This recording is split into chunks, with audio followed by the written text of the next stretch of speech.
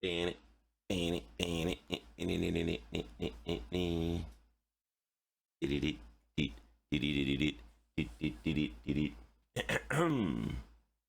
All right, hold on.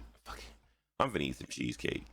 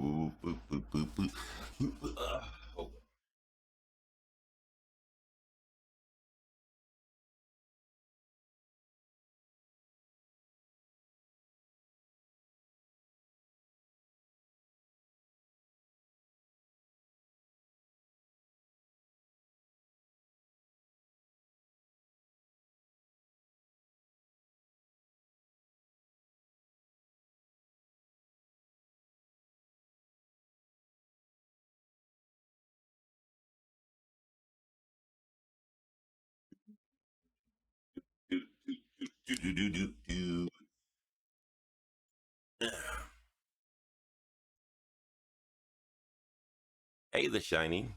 How are you? Sorry, I went and grabbed my cheesecake. I was gonna wait until I ate dinner tonight to enjoy this, but fuck that. It's Friday, and I'm treating myself,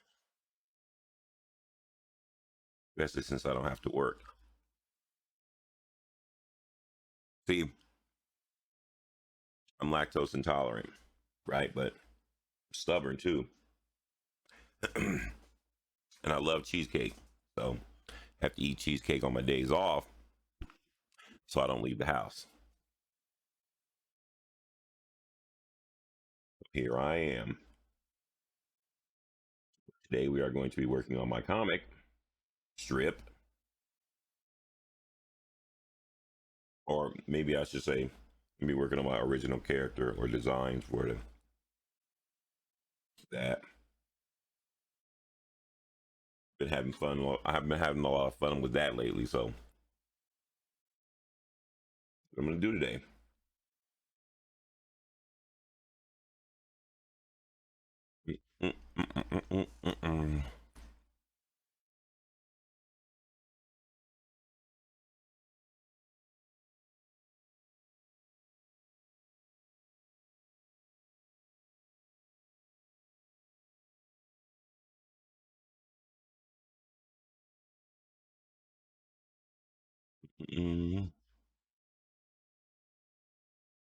Hold on, I'm texting my friend.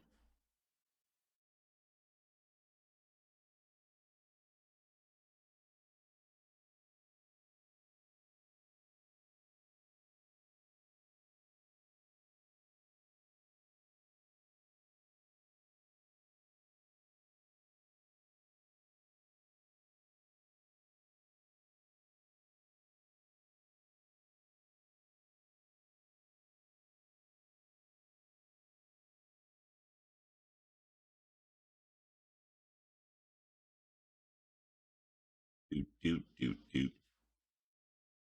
Oh,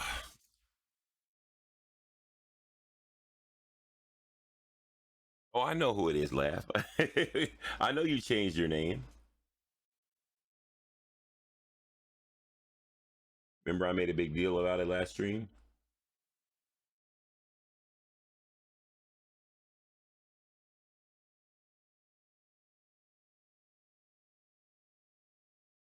I haven't done anything in like 2 weeks because of my fucking job. I'm I'm not gonna complain about my job because even though the hours are long, they pay well now. They used to not pay that good, but they pay well now.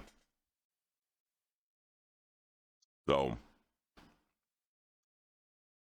I don't mind working because before I used to go in and be like, why am I working? I don't have to work. I'm torturing myself. It's like I go into work every day and be like, I'm gonna quit. But I would still keep going in. And then when I finally quit, I told myself it was not going back. But when I found out how much money they were paying, I was so mad because I thought I deserved that I went back. And now I make pretty good money. But it cuts into my creativity time. Well,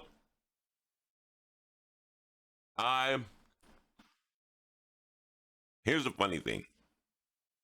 Do you know anybody, well, other than me, that when they have all the free time that they need, they can't be creative?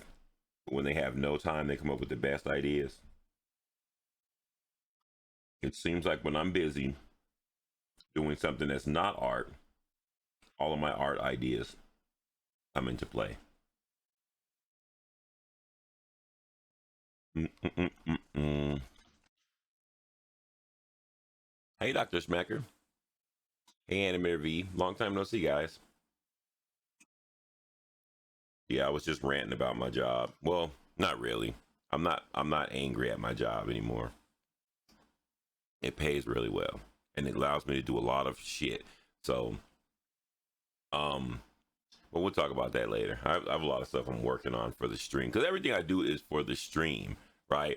Or will be for the stream when it actually gets going. I don't really do any projects that don't evolve around the eventuality that it will help increase stream flow or activity and stuff like that. For those of y'all that are still subbed, I appreciate you. Because I know streams have been spotty, but I promise you, I will not stop streaming. I do have plans to do more gaming, but I will still stream.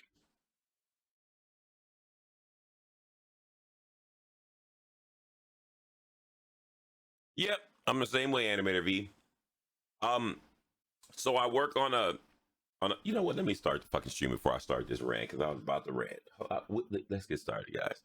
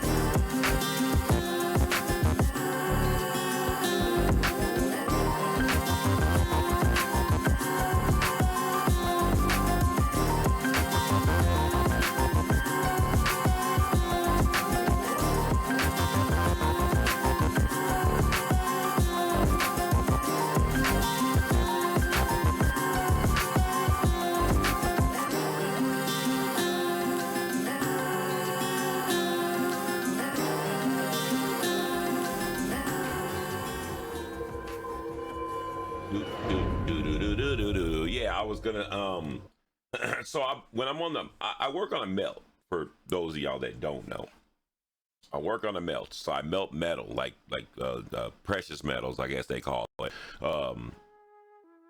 like gold, silver, platinum. That's pretty much what I've been doing forever. But while you're up there, while the gold and silver and everything is melting, you have a lot of downtime, and it's where I do like all my thinking for like projects I want to do at home, like art projects and stuff, or like what I'm gonna do for my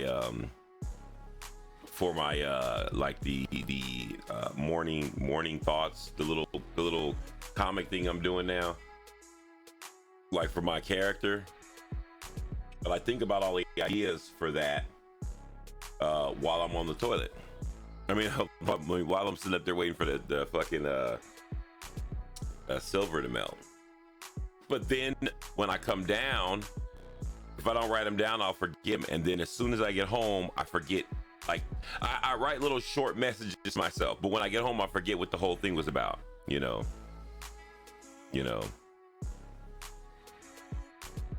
Yeah, I'm not supposed to be catching the billets when I'm on the melt. What do you mean? I don't catch billets while I'm on the melt. You catch billets when you come down off the melt, and I don't catch billets. I'm a lead. Thank you very much. Charisma works with me, you guys. He's an extruder. He's what I used to do.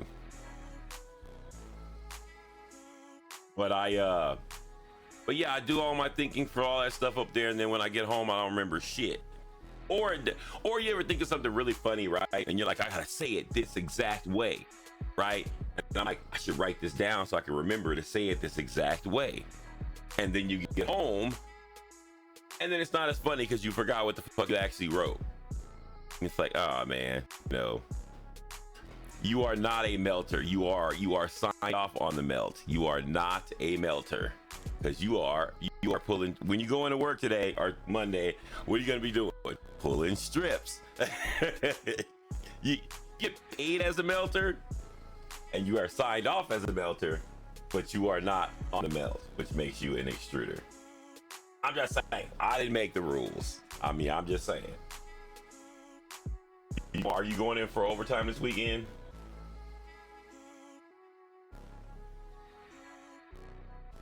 But yeah, guys. So today we're working on this. Again, I've been working on my comic a lot lately. Because I haven't worked on it in like 4 years. So I'm like, yeah, I'm gonna fucking get back and do a little comic strip thingy and just kind of have fun with it or whatnot.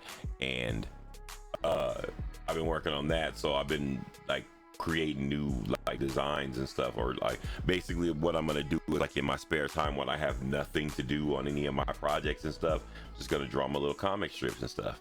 I don't want to do it like comic book style, because that was what happened before when I was working on this before. I got bored of it because people wanted me to do a comic book, and I'm like, I never cared about doing comic books. I was more of a comic strip type person, like Sunday comics type stuff. So I was like, hey, you know what? I'm gonna do my shit like that. I'm just gonna do it simple, direct, like couple panels here and there, shit like that.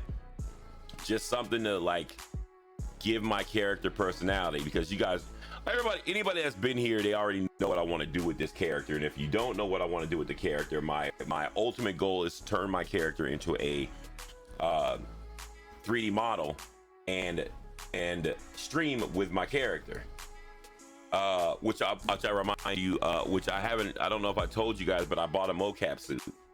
So I have the suit and I have all the stuff to make the character move. I just don't have the character rigging. Like, I can't find somebody that rigged the fucking character and do the model, you know? So yeah, I know, Johnny. Hey, welcome back. But yeah, so for those of you guys, that's what I've been working on lately as far as like this goes. Is like I'm still going to get my character to be, I don't like the term VTuber, but everybody else seems to recognize the term fucking VTuber. But yeah, I want my character to look like Code Miko. But I don't want my shit to be anime. It's not gonna be fucking anime. All right, to make that clear, I'm not a weeb. I don't like anime like that. My character is going to be like this. If I can't get my character to look like this while I'm streaming, I'm not doing it. is the problem, because it's not the 3D model, but no one can rig it. I don't want it. I really don't want to have to use the VTuber app, because it's like, it's more of a generic version of what Code Miko uses. Hers is like the top of the line shit, and I want that. You know, you don't need to watch animated weeb. Says who? Says who? It is literally a part of the criteria. It's not all the criteria, but it is definitely a big part of it. You must be into anime or something like that to be a weeb. Besides, I don't really care. I'm not a weeb. I don't know all the nuances, but I am not a weeb. You can't self-proclaim yourself a weeb and you don't watch anime. I'm pretty sure if you're calling yourself a weeb, you watch anime. I guarantee it. But isn't it like the term weeb is like someone that's into like Japanese culture, right? Americans that are into Japanese culture, right? That's what the general term is, you know. But most people on Twitch refer to people that are like into anime shit or stuff like that, weebs, you know. Do I like comics? Okay, comics, I just don't like to draw them. I can't stand drawing them.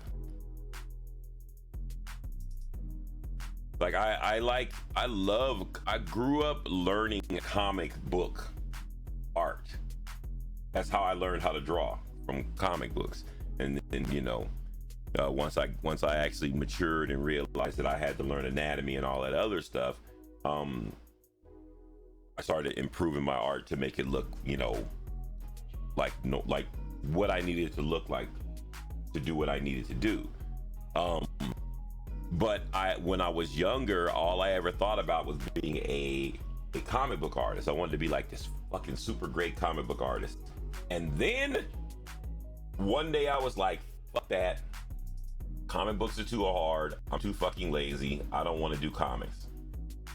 I think that I only wanted to do comics because it seemed like something that was doable, except for the fact that I don't write, which means I would be drawing other people's comics, and I didn't want to do that.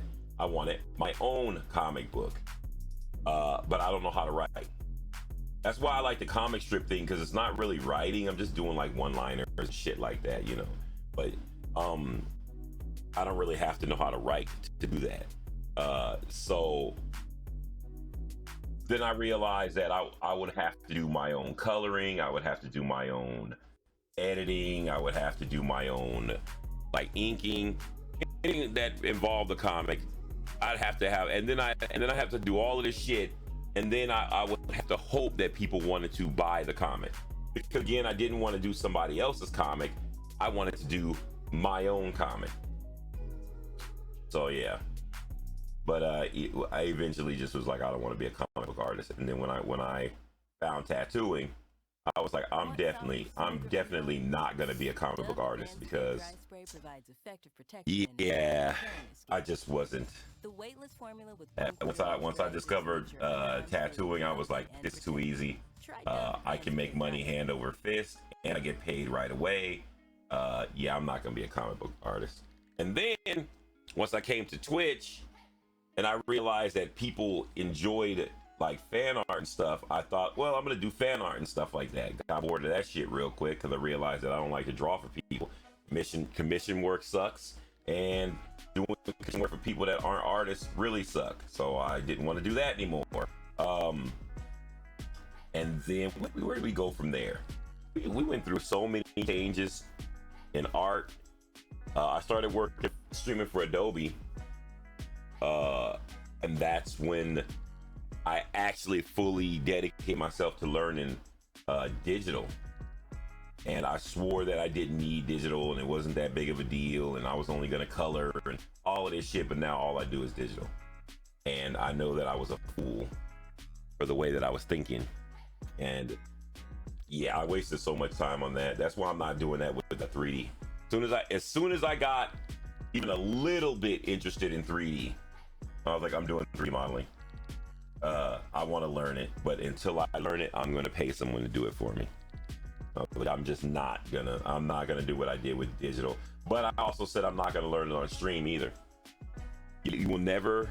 Oh, okay, let me backtrack a little bit, because I always say never, and then I do it. If it's in my power, I will not do 3D modeling on stream, because I want to learn it the way I want to learn it. And if I do it on stream, I'm gonna have to learn it the stream way, because people just can't let you learn stuff. It's just not in art. It's just not in an artist to let an artist just learn something, you know. So I said I would do that. Well, I would do that off stream, because I mean, I have people that can call for help if I need help. I just don't want what happened with me in 3D modeling, because what happened with me in 3D, what happened with me when I learned digital art was, when I learned digital art, everybody was telling me what I should and shouldn't do and how I was supposed to be doing it and all that. And of course, my dumb ass, I listened. And it was the reason why it took me so long to actually get used to doing digital, because everything that people were telling me, it wasn't wrong. It was the way that they wanted me to do it. And I had to actually figure out the easiest way for me to do it, which was just do it like you do it traditional until you need digital help.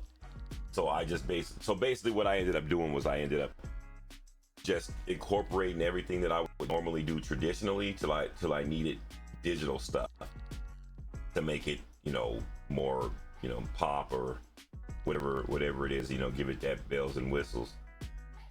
Now all I do is digital. I fucking love it. I can't believe I actually was so stupid. And I'm an advocate for other artists to do digital. You know, I'm also an advocate for not doing fucking fan art. And I'm also an advocate for not doing prints. I'm not an advocate for you not doing prints. I'm an advocate for you not doing prints as a selling point, because it's when you do prints to make money, unless you're one of the top tier people, you tend to end up being one of those starving artists, because people that aren't artists just don't want prints like that. You usually can sell stuff like that to artists, friends of yours, or people that are into art, but prints don't sell like that. Prints should be add-ons to the actual product, or you sell prints when you develop a character. Most people don't develop the character, they just make an OC, which is like, oh, I got an original character, which is some version of some lamer version of a anime girl with big titties or whatever, and they just make prints of that character and don't ever develop the character. If you develop the character and you make people fall in love with the character, it's super easy to sell prints. But no one really ever does that. They just make the character and then they say, I'm gonna make prints of it. And like, people, what are you drawing? This is my OC. And I'm like, I've never seen this before. Like, what does it do? Like, you know, like you want to know more about the character, and it's like the character is literally just, that's it. It's just there. It just exists. You know, and I that was the thing with anime that I never really like stuff like that I never really got into, because I always wanted my character to be loved.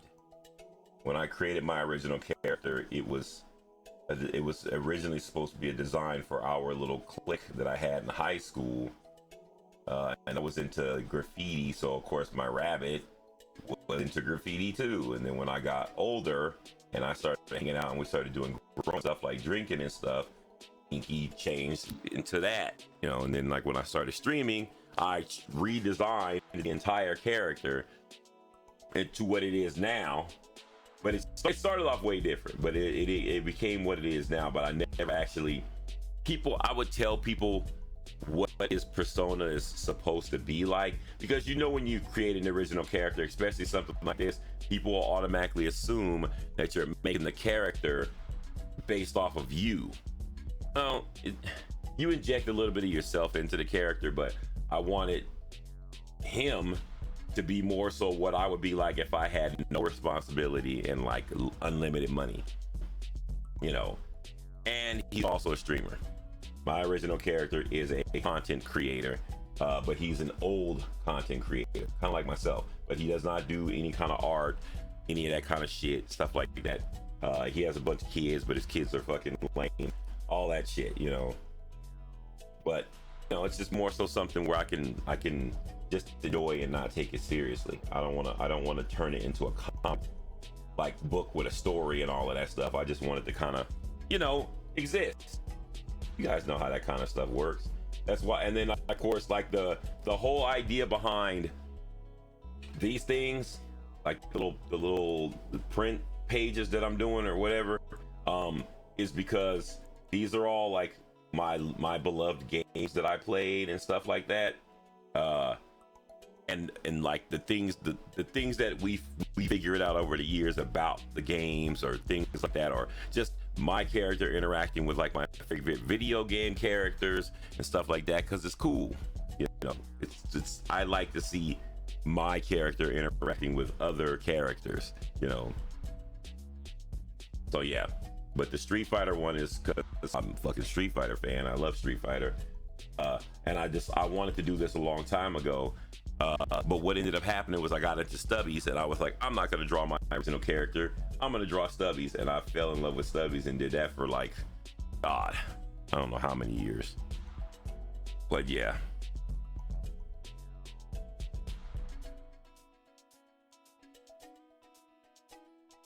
And if you guys have any questions, feel free to ask. I'm just getting this, working on this. I'm probably finish the sketch and then start coloring it.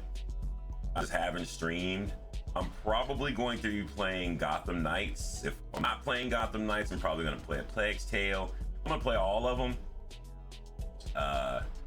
Just need to find the time to do so, which is another reason why I'm developing the character, right? Because when I start streaming, whenever I get this character going to where I can start streaming on, because it has its own channel, I want people to understand that my gaming persona is always different than my art persona. The way I act when I game is completely different, like most people, and that's kind of how my character is going to be. Like it's not going to be like an act. It's going to just be me being like, well, a typical video gamer. You know, I try to be a little bit more presentable when I do art, but when I play games, I just talk shit all the time, because it's just me having fun and playing games. Gaming is my fun time. But what I want to do, I want to take my gaming side and apply it to my character. In theory, you know, if I can ever get it off the ground, if I ever get Inky to be real, I promise you guys, it will be great.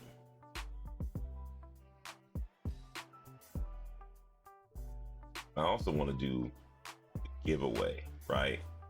But I don't want to do giveaways like I did the last time.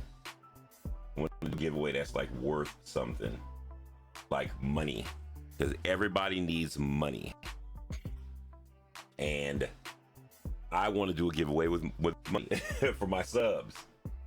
I just don't know how that works. I don't think you can just give away money on Twitch. I think they actually have rules against just giving away money, you know. Either that, or I wanted to do what I've always wanted to do in the past, and just go into some random channel of somebody with a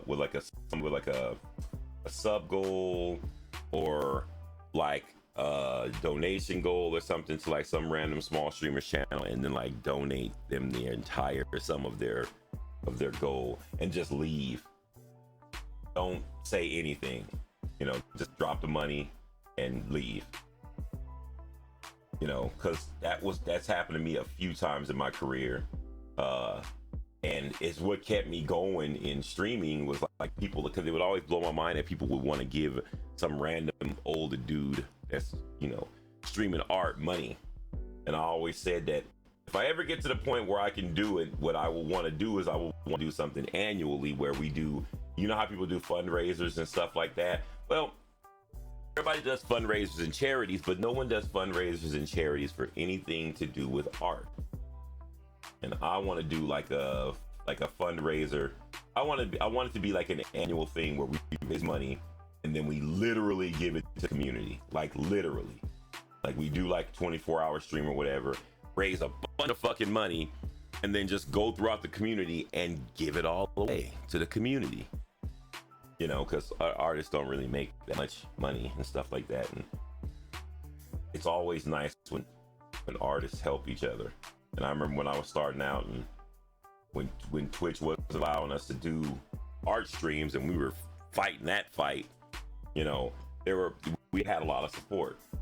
And I always wanted to do something like to, you know, build up the culture, you know what I mean? Like most of my friends that were streamed are gone. They've left and they've moved on in their art career because Twitch just, like, again, Twitch doesn't really cater to their artists that well.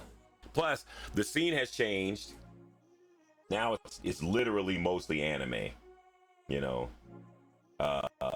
There's not a lot of diversity like it used to be, you know. But that's because they when they split Twitch up, when they split the art section up into all those different groups, it just fucked up the dynamic. But I still have hope for it. I'm also working on the YouTube, which my whole thing with YouTube is editing. I don't fucking like to edit because I'm lazy. And in order for YouTube to be successful, you have to have some kind of editing skills, because you have to edit videos the way that people like to watch their videos. Because normally if you make content, live streaming is just a long free-flowing stream. It takes a good editor to take what was highlighted in that stream and make it look good. You know, if you don't really know how to edit, your stream is just gonna be exactly what you did on stream. You're just gonna have a very long, drawn out like stream, and a lot of people are very short. Like their attention span is short, so they're not going to watch your entire stream. They're gonna go and watch a little bit of it and then move on. They do the same thing now, unless it's IRL. A lot of people don't hang out in streams like that. Like if you're gaming, they usually watch the majority of people watch the bigger gamers play the newest and bluest games, and then they go back to their person that's like RPing or whatever, you know. So if you're a creative streamer and you don't get high numbers, like, don't be upset. It's not you, it's not your art, it's the fact that that's just the way the dynamic works. People literally just don't sit down and watch art like that. They like to see the finished product, which is where TikTok and all that shit comes in, because, you know, kids. Don't get me wrong, I love anime, but it's sad there isn't more variety.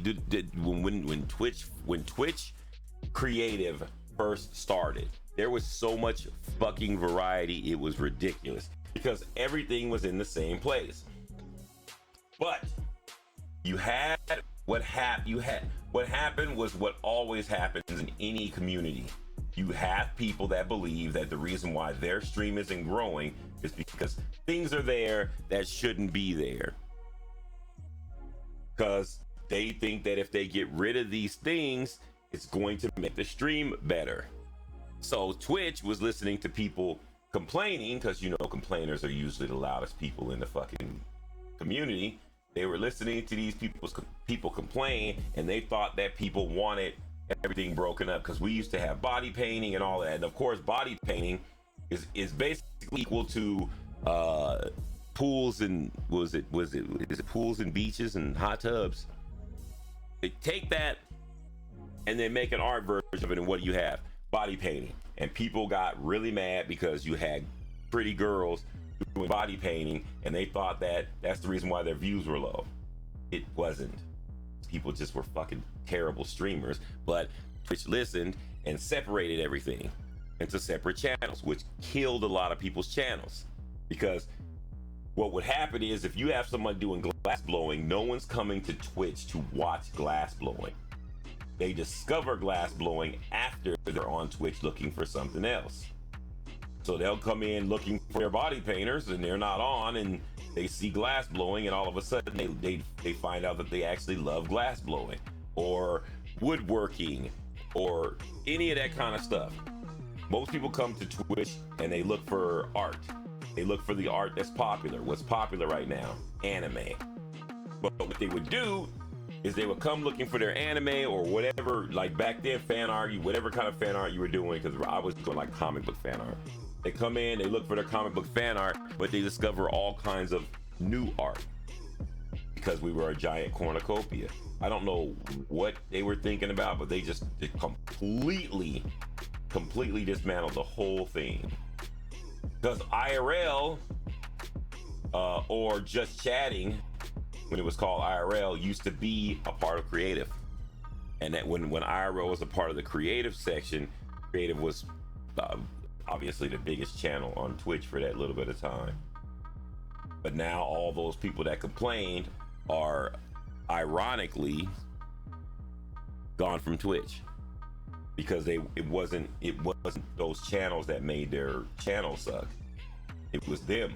You know, people would complain all the time. It's the same thing as when Adobe first started streaming on Twitch.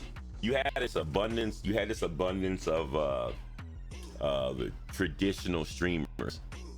It wasn't a lot of them, but it was a nice number of them that had that mentality that, well, digital isn't real art, that kind of shit, or traditional is always going to be better. And you know, like, I never really understood that, because I'm a traditional artist and I'm like, art is art.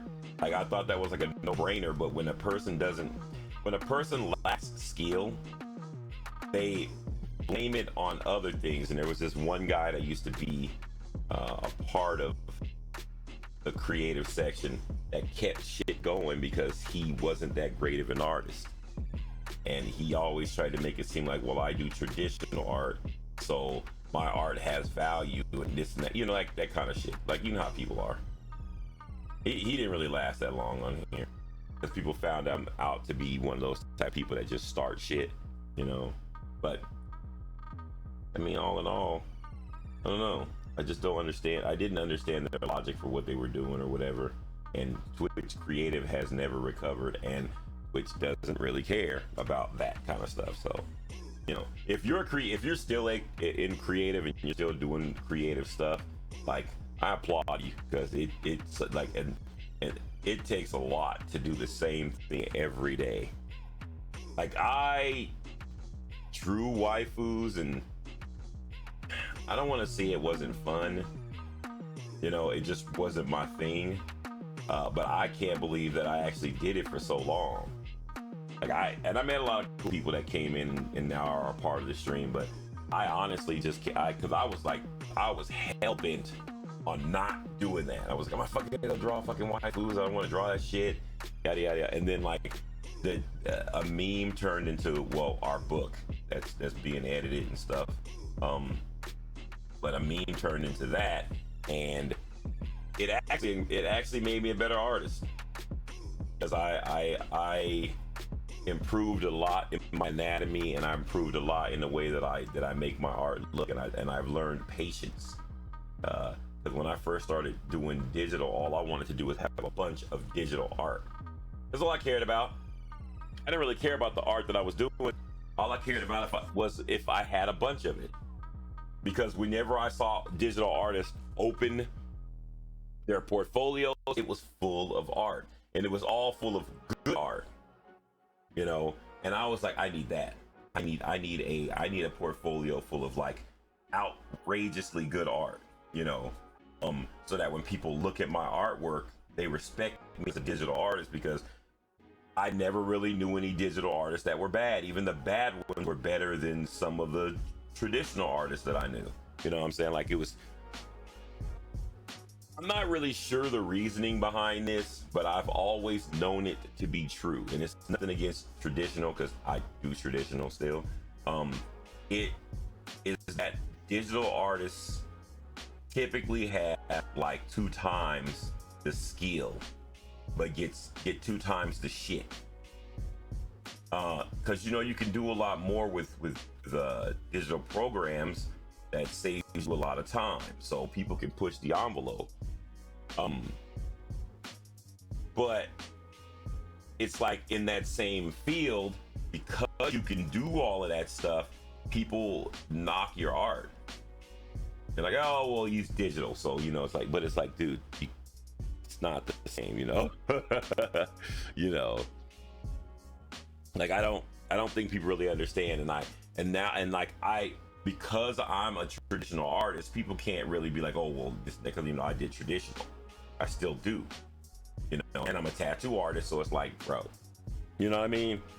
But people tried to say that about me for a little bit of time, that I'm only this good because I'm doing digital or whatever. I'm like, first off, I'm not that good.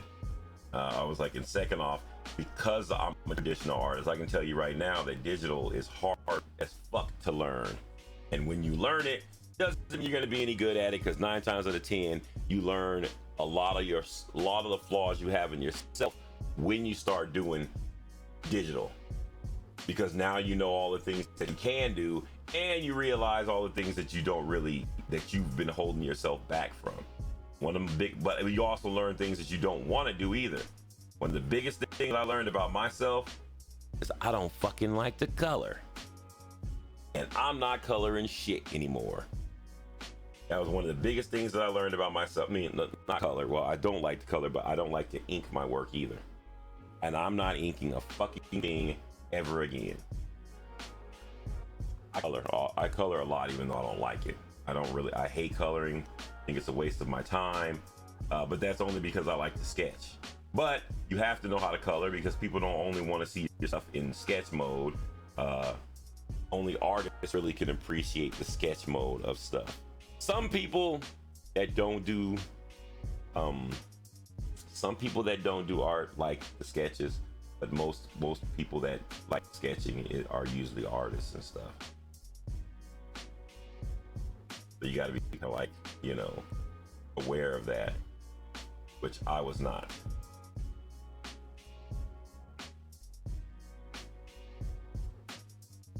I feel like if you do traditional well, you do digital well, but not the other way around.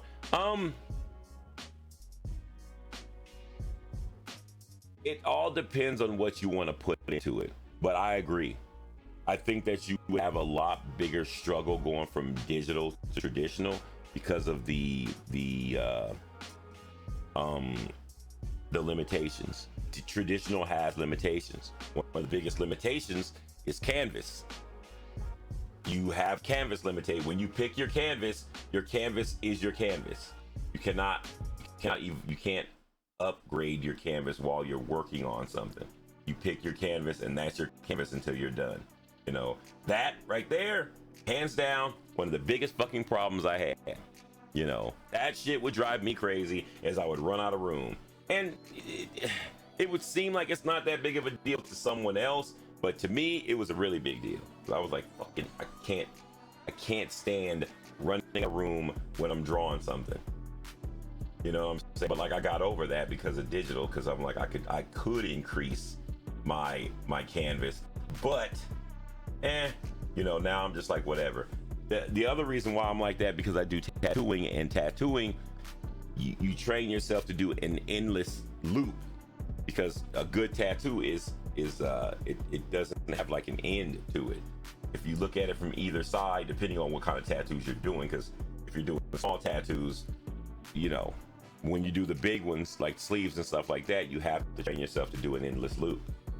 Otherwise it just looks like a sticker, you know, or it looks like it's just stopped and it's unfinished, and you just definitely don't want that, you know.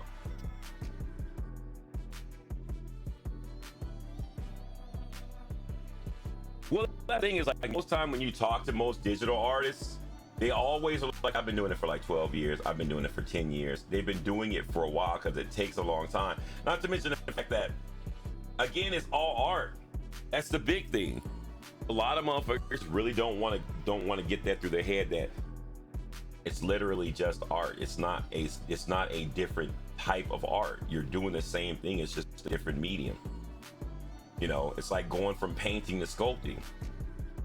You never see any painters being like, something isn't real, and you don't see sculptors doing that. It's always like a computer versus like live media type thing, you know. But it's usually only people that don't want to do it, and they get tired of being overshadowed by people that do it. But I mean, that's just you know what it is. It's usually just something within them that's the problem, and they make it seem like it's not them, it's the medium, you know, and they try to get people to shy away from it, you know, like, oh, traditional's better, and you know, galleries and all of that. And it's like, in all reality, it doesn't really matter what you do. It's all art. Do all of it. Why limit yourself? Learn all of it. Learn both. That way you don't have to, you know, be in that situation where you think one is better than the other. Just do both. But for some reason, that shit don't ever cross their mind. Why do you use Clip Studio? Why do you use Clip Studio or Photoshop? I use what I want to use. There is no over or nothing. They're all programs. I use both. I just like Clip Studio because I like it. It's like anything else.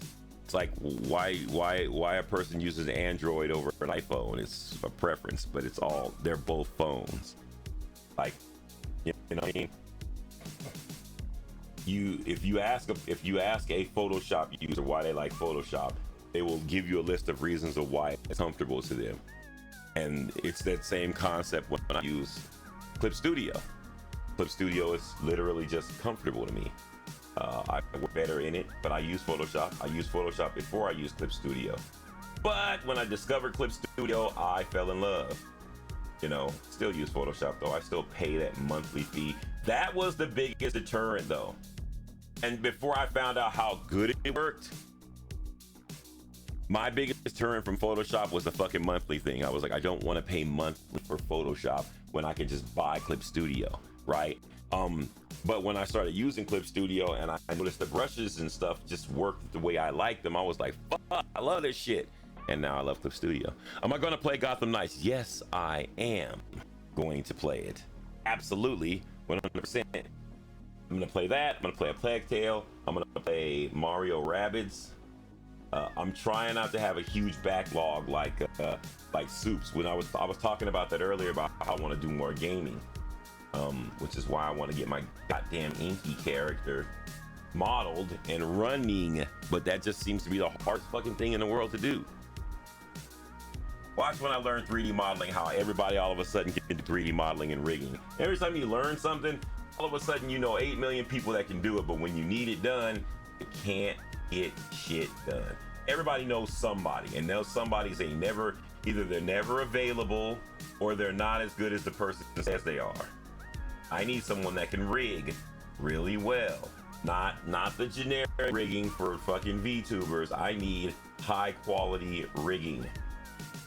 And I can't find anybody that can do it. Or when I find people that can do it, they're already booked. Or they work for a company and they don't want to bother with small potatoes, you know, whatever. You know, like that kind of shit. I don't think people actually realize the potential in certain things either. You get that a lot. Like imagine the person that invested in Ninja's art. And now Ninja is, well, Ninja, and that's Ninja's art, or Lyric, or somebody like that. Like, you don't get people that want to invest in a person's dream, you know, not for free. I'm paying, you know, but usually because streamers are notoriously such shitty people that motherfuckers don't want to be bothered with them, you know. You know, what about Street Fighter? Am I gonna play Street Fighter? Really? Really? I'm like, of course I'm gonna play Street Fighter. Sagat's not gonna be in the game when it starts, but when he gets in the game, I mean, do I need to tell you who I'm gonna main? My main character is either Sagat or Ken. But yeah, fuck yeah, I'm gonna play Street Fighter. Absolutely. And if it's as good as it's been seen, I'm gonna probably, that's probably gonna be my main game. I'm probably gonna switch from Monster. I'm always with Monster Hunter, by the way. Let me say that first and foremost. But I will probably be playing Street Fighter more. I love fighting games. One of the few competitive games that I can still do where my old man abilities don't get in the way.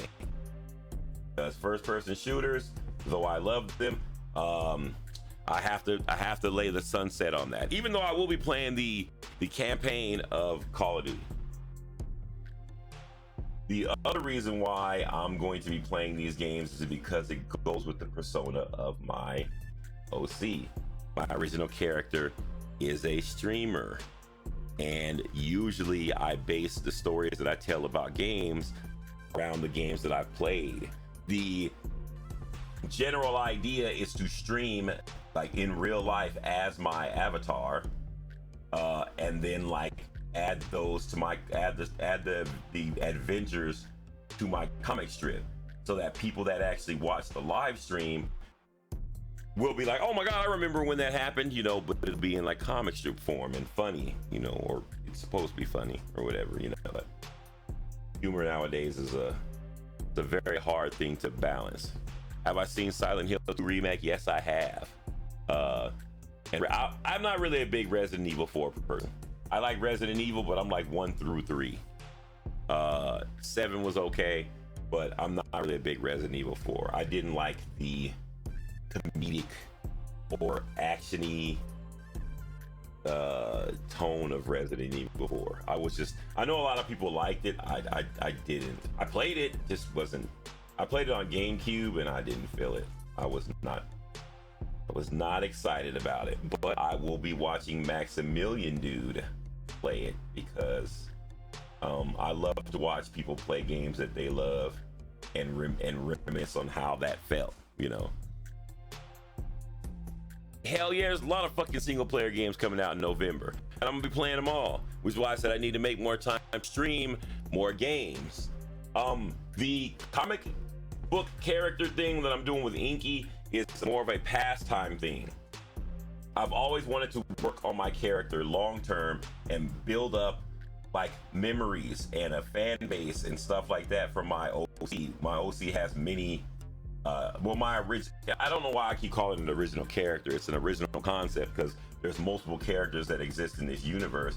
Some I have recreated because things have changed, because the original idea was based on my Twitch stream and the community that I was in, which was art and all of my friends. So all of the people that had characters were streamers in either the creative section or they were usually mods in the channel, my children. Now I've changed and made it more universal. But funny thing is I don't make jokes and stuff like that, like the little jokes and stuff I do and the morning thoughts and stuff I do with Inky.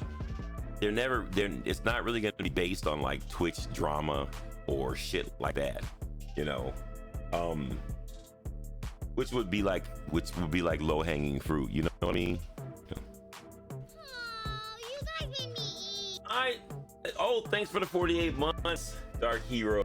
I appreciate that. Welcome back. Thank you for being so loyal. I know that I haven't been around that much, and I appreciate that. I do. More than you know. You said the remake seems a lot darker. Not really. I watched the little showcase. It seems just like the original RE4. Now Silent Hill, I'm kind of excited for, even though I played Silent Hill 1 and I liked it. But you know what I want them to remake? Parasite Eve. Parasite Eve is a hidden gem, and a lot of people just I don't think they're realizing how promising that game is. You know, I really liked Silent Hill. Oh man, but yo, that fucking Final Fantasy 16 trailer. What's up with that? Where my Final Fantasy people at? I was never an RPG type person until I got introduced to Final Fantasy VII, and I've been a Final Fantasy fan ever since.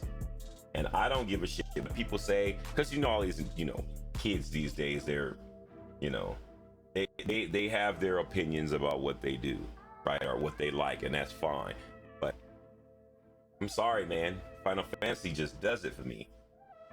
I don't give a shit about if they use the same formula every time and stuff like that. I was kind of sad when they started moving away from turn-based, but bro, I don't know how they do it every single time that shit comes out, but every time they drop one, it's like the story just, it sucks me in. I love it.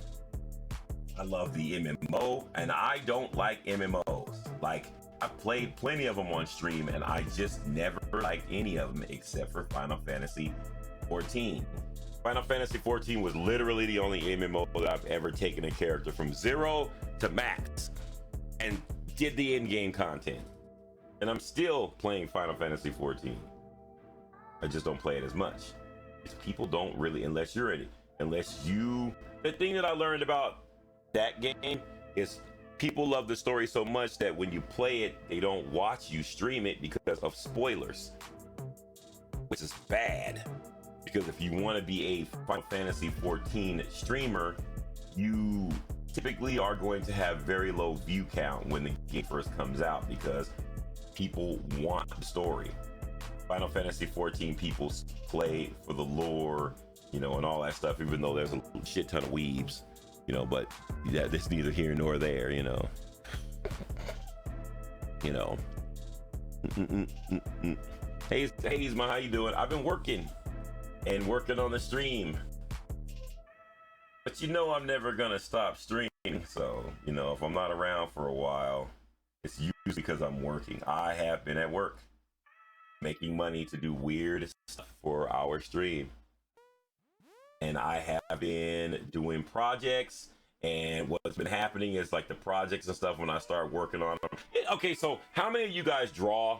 How many? Okay, you have to be a streamer, but how many of you guys that draw and stream, you think about going live, but the minute you think about going live, you're like, I'm probably not gonna be doing this.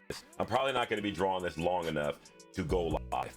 So then you just don't go live. I sit at this computer every day, and I just click the live button and go live. And then I'm just like, no, no, I would rather work on my project and work on the project than to go live, and then I just don't go live, you know, because when I'm on off days, I'm trying to get all the information out of my head onto paper or onto digital canvas or whatever, before I forget. Because, like, I want to play a game, right? I want to play a game this weekend, but I also want to finish this, and I also want to start another comic strip, right? And I have the ideas in my head, I just need to draw them out. But once I get done with this, that's going to be my art for the day and my streaming energy. Once I get bored and I stop streaming, I'm not going to get back on and play games later like I used to, because I don't have all that free time, you know. Plus I watch movies, all that whole bunch of shit just interferes with it. But, you know, I feel like the gameplay is getting more Devil May Cry-ish. I agree. I think that too. I think the gameplay is going way far away from what made it Final Fantasy, and it's becoming more linear. Even though the story's been linear, I feel like it's way more linear now. It's almost like just straightforward, where there's no open world. It's just a continuous story. But, you know, I'm still gonna play the fuck out of Final Fantasy. I don't give a shit. It's just like God of War. I wouldn't give a shit what the lore was, what the hype behind it is. I will play every single God of War. Just like Street Fighter. Every time Street Fighter comes out, these are games that I grew up on, so I wouldn't give a shit what goes wrong with them or what goes right with them. I'm gonna play them regardless of these games. Same thing with Monster Hunter. I played Monster Hunter on the Switch, and that shit was definitely a step back, and I played the fuck out of it. Still play it, But I am ready for the next upgraded Monster Hunter. Or what was that one that EA made? I'm actually excited about that. The one that looks like Fortnite Monster Hunter. I'm all for it. I played Dauntless once, and then I was just like, yeah, you can keep that shit. Like I ain't feel Dauntless at all. I was not feeling Dauntless. My son played it, but he wouldn't play Monster Hunter, which is really weird. But he played Monster Hunter with his friend for a little bit and quit, but he played the shit out of Dauntless. I couldn't get behind it.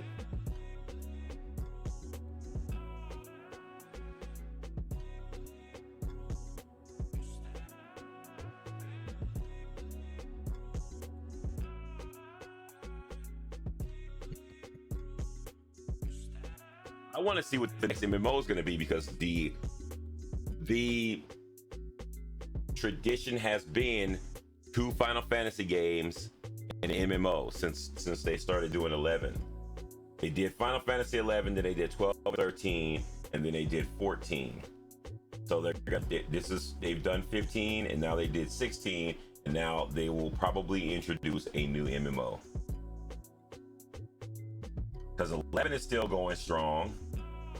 Even though it's like, you know, of course it's like EverQuest now, you know, you got your fans that just love it and they will always play it, but it's clearly outdated.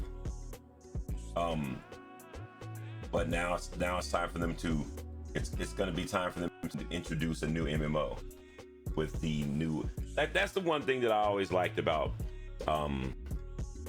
Square Enix too. They care more about the graphical elements in their games, which sometimes hurt them, but they care more about the graphical elements in their games than they actually do most of the other stuff, which is why their games look so fucking beautiful. They look like movies and shit, but it pushes the graphics forward in the industry because they set the bar.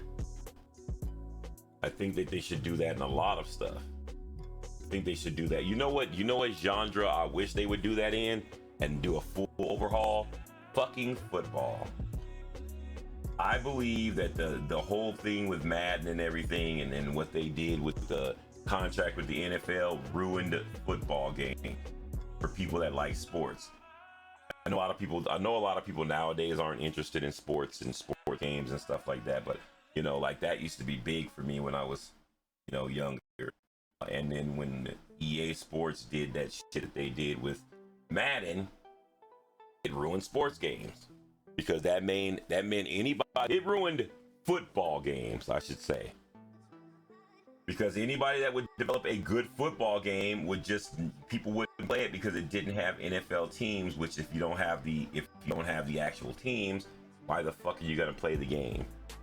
Because 2K football, for those of you guys that played it, you know that was probably one of the best football games they had. It was definitely ahead of its time, because you could play NFL 2K5 right now, and that still shits on Madden 2000. Was it 23? We're at 23 now. Like Madden 23 is just not good. It's just the same old shit. It takes the Call of Duty. Like it took the Call of Duty route, where it's like they weren't really trying to make a good game. They were just pushing out the same game every year to sell packs, you know, like game player packs. So you buy the game and then you basically like loot boxes. That was their version of loot boxes, or was loot boxes, or whatever you want to call it. But you know, yeah, I kind of walked away from sports games. But if they come out with the boxing game that was promised, I'll jump back into it. I like the boxing. The boxing game is fun. UFC, I'm not really. I like watching UFC, but that's it. I just like watching it. I don't like the game personally. I played it. It's just not. It's way more technical than a sports fighting game should be. You know, the thing with and I've explained this before, the thing with games like that is most people aren't they aren't looking. They want to be competitive, but they want to be competitive in a game that has simple controls, like Madden. You can play Madden, and you can play Madden on a higher level, or you can play it real simple and just throw the ball long down the field and stuff like that. You know. Oh my God, Victorious Boxing. How old was that shit? Jesus Christ. That was like ages ago. Fight Night, I think it was like Fight Night Round 3 or Fight Night Champions was probably the best fight boxing game that I played. It was also the last boxing game I played. Ready to Rumble boxing, cool, but that's it. It's what's the name? It's fucking arcade. I like arcade type games, like racing. When people play racing games, they're all like Forza and all that. I don't like those types of games. I like arcade racing game where I can hit a corner going like 160, and drift. I don't want. I'm just not into realistic racing games. If I want to have realism, I will just drive a car. I want to hit a corner going super fast. I want to slam my friends into a wall and have like battle damage and all that. Like, I love that stuff about racing games and stuff like that. Well, I'm more so like Burnout type. Ridge Racer is like PS1.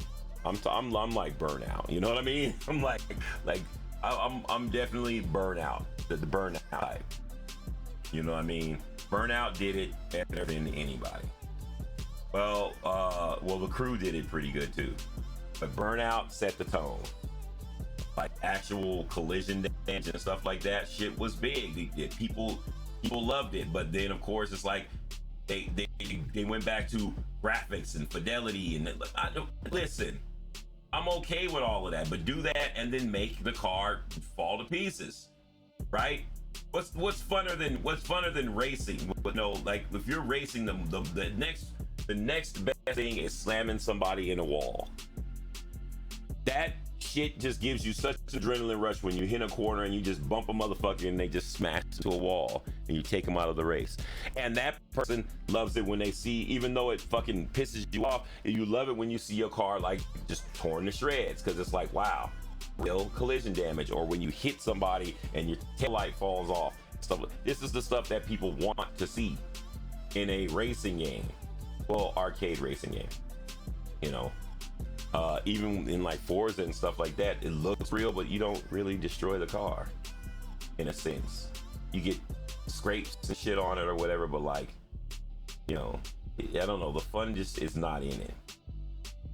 I guess I think they make those games now for people that are like car enthusiasts, not really racing. I loved the crew. The crew was the shit.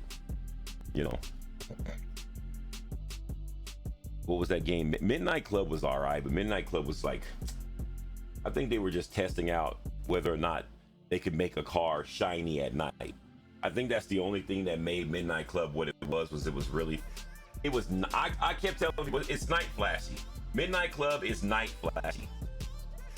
Because it literally just looked up. That's why it was called Midnight Club. It was literally just really flashy, shiny cars at night, and it was like they just learned how to do night reflections and shit like that, and they milked the fuck out of shit. I still played it, but you know what I mean. They milked it. They were like, yeah, let's just make everything shiny and reflective because why not? It sold a lot. Again, Midnight Club was arcade, and that's what people want. People don't want the only reason why a lot of people play racing sims is because there's nothing else to play. Because if there's any other kind of racing game to play other than racing sims, they would play that.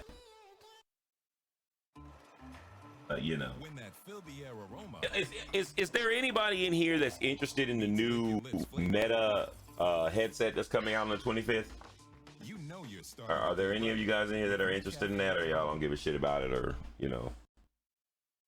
because it's like AR and VR. Also, I don't know if you guys noticed or if they've released it to everybody, but they have a new Twitch feature that they should have had from the beginning. The party streaming or whatever, or stream party or whatever the fuck they call it, which should have been what was introduced in the beginning. When they introduced squad streaming, I told them that they should. I told when they did feedback on it, I was like, this should be available to this feature should be available to affiliates, because this is a good way for an affiliate to grow a stream. It's the squad stream with a bigger streamer, or cross stream. Because I was like, I want to do like gaming. I want to do like a gaming stream and an art stream mixed together. So the person will be playing a game and someone can be doing art. You know what I mean? Like, but yeah, it was one of those things that was like we're thinking, but then oh shit, here we are. You know, and yeah, I'm building a squad. I want to build a squad of people that I can, because Soups set the tone. I have the most fun playing games when playing with Soups, but Soups be on his own thing a lot lately, and like I need at least 3 people, Soups included, of course. I need 2 people that I met with really well that do art and gaming, that can do art and gaming for an extended amount of time. One of the things that you'll figure out as a streamer is that if you are a game streamer, you don't really have that many friends you can play with. And if you are an art streamer, well, art streamers don't fucking game and they don't stream for that long, you know. Especially if you're doing art, right? Doing art. If I'm doing a really nice piece of art, right, and I'm feeling it, you might get 4 hours out of me, right? But if I'm on stream with somebody else, 6 hours, because I have someone else to talk to, right? With gaming, I can game for 8 hours easy. Doing anything, I can do it by myself. You know what I mean? But it's way funner when you have someone else to talk to. You don't even have to be playing the same game. You ever notice big streamers that they have a group of friends that they can jump in and out of calls with or in and out of games with at a moment's notice by just hitting them up and being like, hey, I'm playing this game, you want to get in this game with me? And then these people will be like, fuck yeah. You know, it's networking. I don't have a group of friends like that anymore. All of my group of friends that used to be like that have left Twitch. You know, I am building another team of people that stream, that are streaming, that want to network, you know, shit like that, so that we can feed off each other. Because nowadays, if you're a streamer, you need to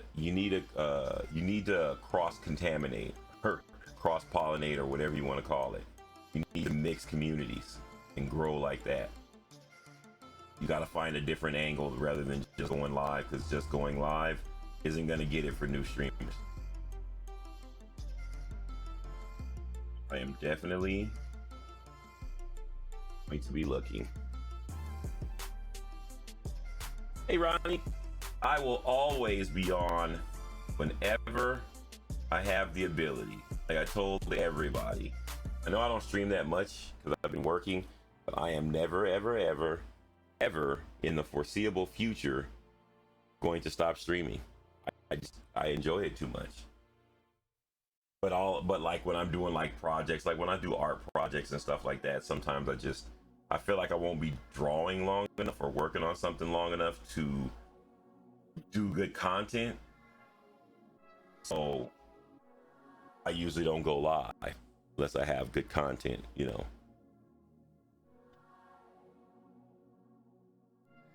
Yeah, exactly. Unless you blow up, it's impossible to do it alone. You shouldn't even be looking into doing it alone. I know a lot of people, even if you are entertaining by yourself, don't do that to yourself, because that's how you get burned out. If you've ever noticed, it's very easy to talk in chat when you have people talking to you, right? It's equally more easy when you have a live voice. And if that live voice and your live voice are talking to chat, you can rest your voice while that other person is talking. Me and Two do it all the time. But I know Two, I stream longer than Two. So I can't, like, I'll trap Two in a stream, you know, for longer than she probably wants to be on, because, well, you know, like, I stream longer than her. But like, I stream until the other person gets tired, and if they never get tired, I just keep streaming, you know. Like, Two's learned to be like, okay, I gotta go, you know, because before I felt so bad for her, because being in the call with me before was like rough, because I talked all the time, so you basically were just sitting there and Ink One was ranting. But for people that didn't like to talk and just like to do art, it was great, because they would do art and I would just be, you know, doing my old man thing, you know. So we meshed, me and Two, we meshed well like that, you know. Now we have a balance, you know, and the streams are great, but Two isn't really into streaming like that anymore, because our streaming community is gone. There's only a few of us left. I did see Mr. Creeps on the other night, and I'm thinking of networking with him for a stream or two. I don't think I've ever streamed with Mr. Creeps. Y'all know I like monsters.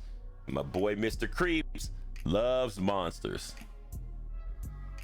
and I am definitely all about that.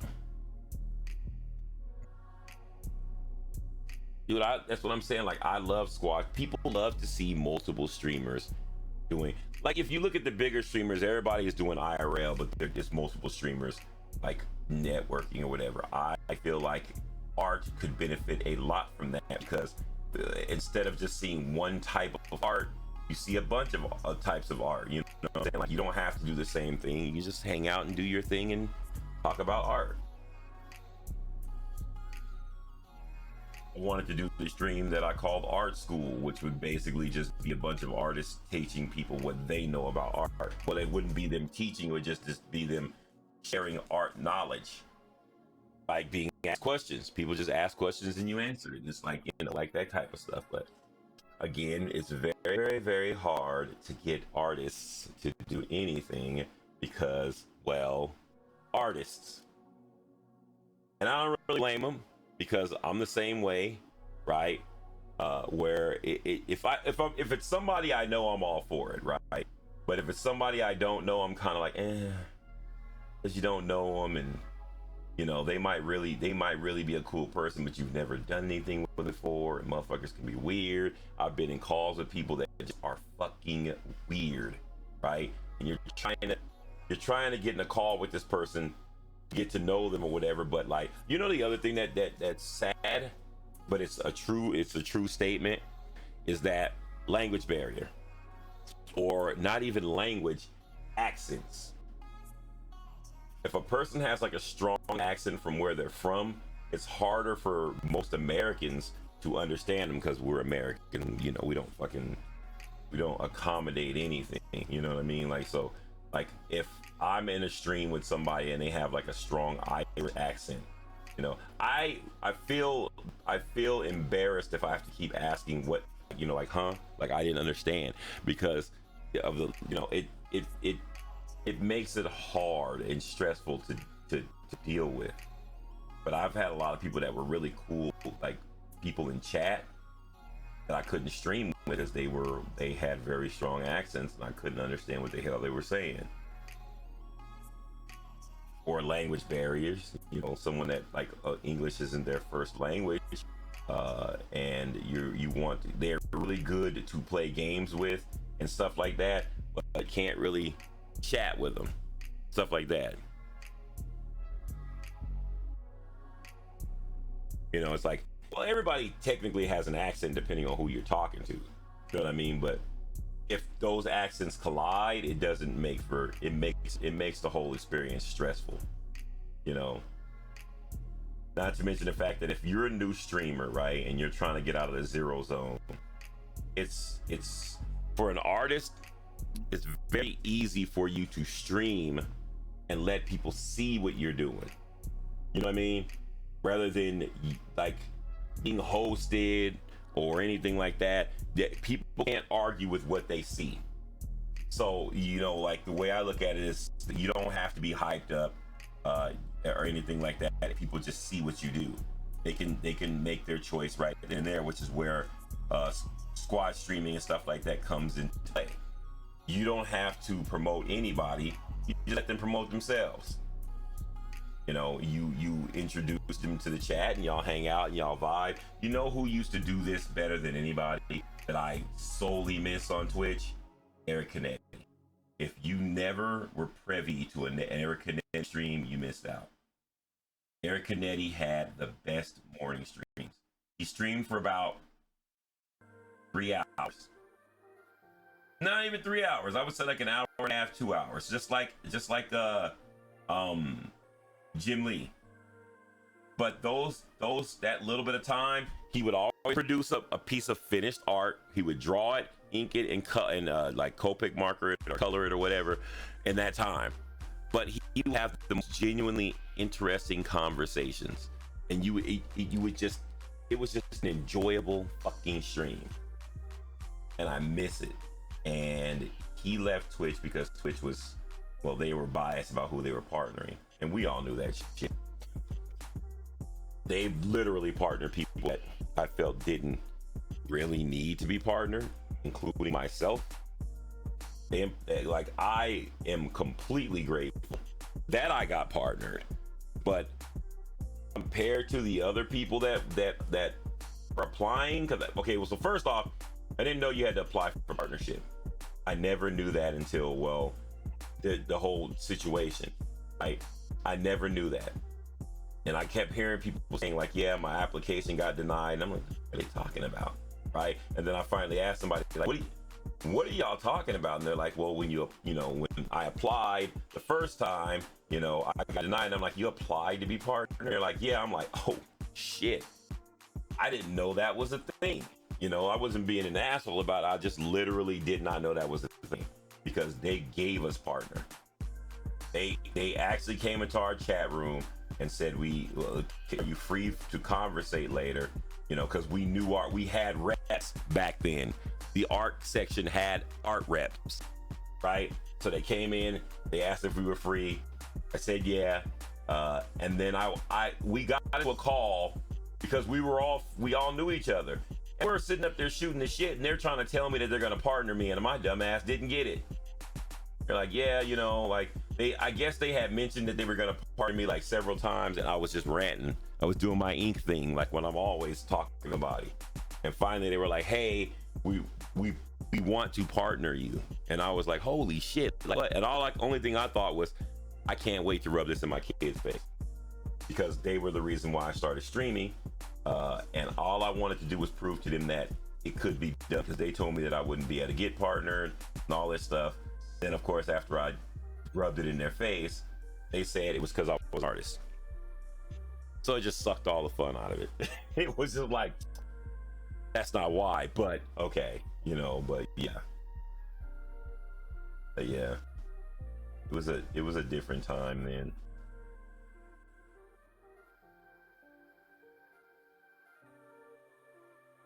Oh yeah, the thing is, it wasn't so prominent back then. People didn't really, it wasn't so in your face back then. So when people would say that, other people would defend Twitch, right? They'd be like, like maybe it's just you, or you have your soapbox people and your high roaders or whatever, and your virtue signalers, before that was like an actual thing. You have all these people that would defend the way that they did stuff, right? And be like, oh no, it's not that. But now they see that, it's always and always will be about money. Even the shit that's going on with the ads and stuff like that. Like, I'm like, people aren't surprised. Like, why are people like so surprised? Like, why is this such a surprising thing? It's a business.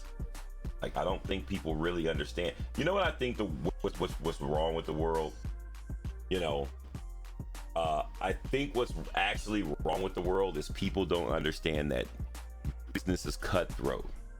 And if you are a business person, stop watching Stop watching fucking what is it, slice of life animes and shit like that, where everything is happy, and understand that the world is cutthroat and business is hard. And if you ever worked a job and they had to make cuts and stuff like that, it's all about business. Business is not meant to be nice. If you expect to be in the business world, you have to understand that you have to stand out your competition. You know what I'm saying? Or you won't grow. And your mentality on how, if you have that mentality that I can't do that, you're not going to be a successful business person. Very, very, very few people remain wholesome and do business. And most people don't remain wholesome. They just remain with their like wholesome front. You know what I mean? They just front on camera like they're wholesome. You know what I mean? The people that you think are like super wholesome probably get off stream and go to orgy parties and shit like that. Because it's hard to be that innocent and that perfect forever. People are assholes, and you're just not gonna be that way forever. Eventually, it's just gonna boil over, and you're just gonna be like, fuck everybody. And, you know, what would you do one day if Pokemon just got on stream one day and then just splashed her vagina at everybody? Y'all be like, she went crazy. It's like, no, she probably wanted to do that shit for years, and she couldn't. Because now she fucking too innocent. I'm like, you don't know what people going through. That's why all these motherfuckers having breakdowns and shit like that. It's because they can't be themselves. Just imagine one of the most sweetest, most innocent like person you know of getting on and just saying a whole bunch of racial slurs and shit like that. They may not even be racist. They just get tired of being nice. Some people just need. That's why I created Inky. So that I can say whatever the fuck I want, because who the fuck's gonna get mad at a cartoon rabbit? And if they do, fuck them. I just say the little things that old Ink would want to say, because I don't really have shit like that to say, like bad shit. You know, I take my shots at people because I have kids and they're young, and most parents always want to make their kids seem like they don't know shit. So you do it through a character, right? Because your kids aren't gonna get mad at a rabbit, you know what I mean? So you can just say whatever you want to. And plus, a lot of people nowadays don't like when you generalize like a generation, but I generalize everything. It's just a part of my persona. Like, I lump everybody into a nutshell, right? Ink might not get away with it, but you know what I'm saying? Like, Inky can, so I can just be like, you know, all you millennials, blah, blah, blah, blah. And, you know, motherfucker be like, you can't do that. Yeah, well, he can, because he's a rabbit. And imagine, my comic is never going to be on Twitter because of obvious reasons, because Twitter is just where people go to get mad, and I just don't really, you know what I mean? Hey, Zelda Queen, 86. I feel like it was just 85 months, like 2 days ago. God damn, 86 months. We are drastically approaching the 100-month mark, which trips me out, because can't fucking believe I've been streaming for that long. And you've been, well, I mean, you know, you're like family now.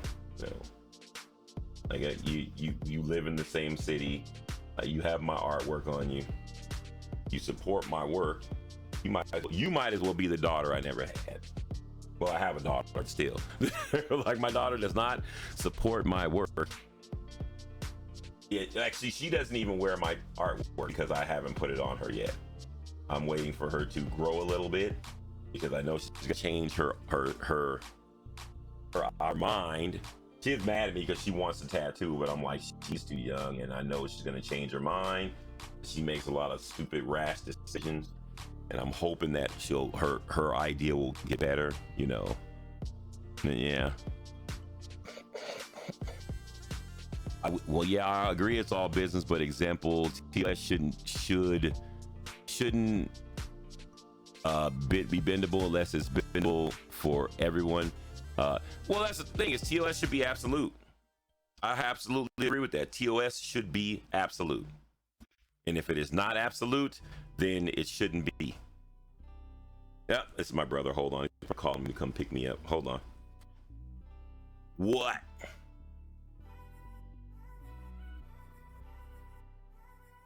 The mail didn't go down. We must have went down after I left. What time what happened to it? Wait a minute. It went down at 1. Well, I was gone before 1. Who was on deck? What did it was the launder or like? Oh, the metal. Oh, so it's running. It just went down. That's what. Yeah. Well, I mean, if it was a pre-melt, you had to switch it all the way out, right?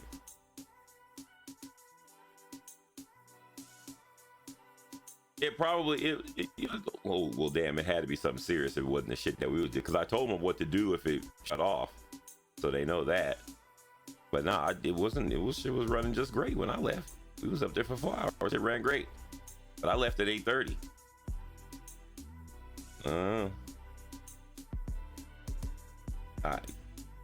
Yeah, but it's back up and running, so I don't give a shit. Like, as long as it's running. Yeah. Well, I'll hit you when I get done streaming. All right, later. All right, Chad. Again, I don't hate my job as much as I hate it now, and I'm a lead, so we talk about stuff, and that shit goes down all the time. All the time. So I've never worked at a place where the job is like, it's literally dangerous, but you don't really care because you love the people you work with.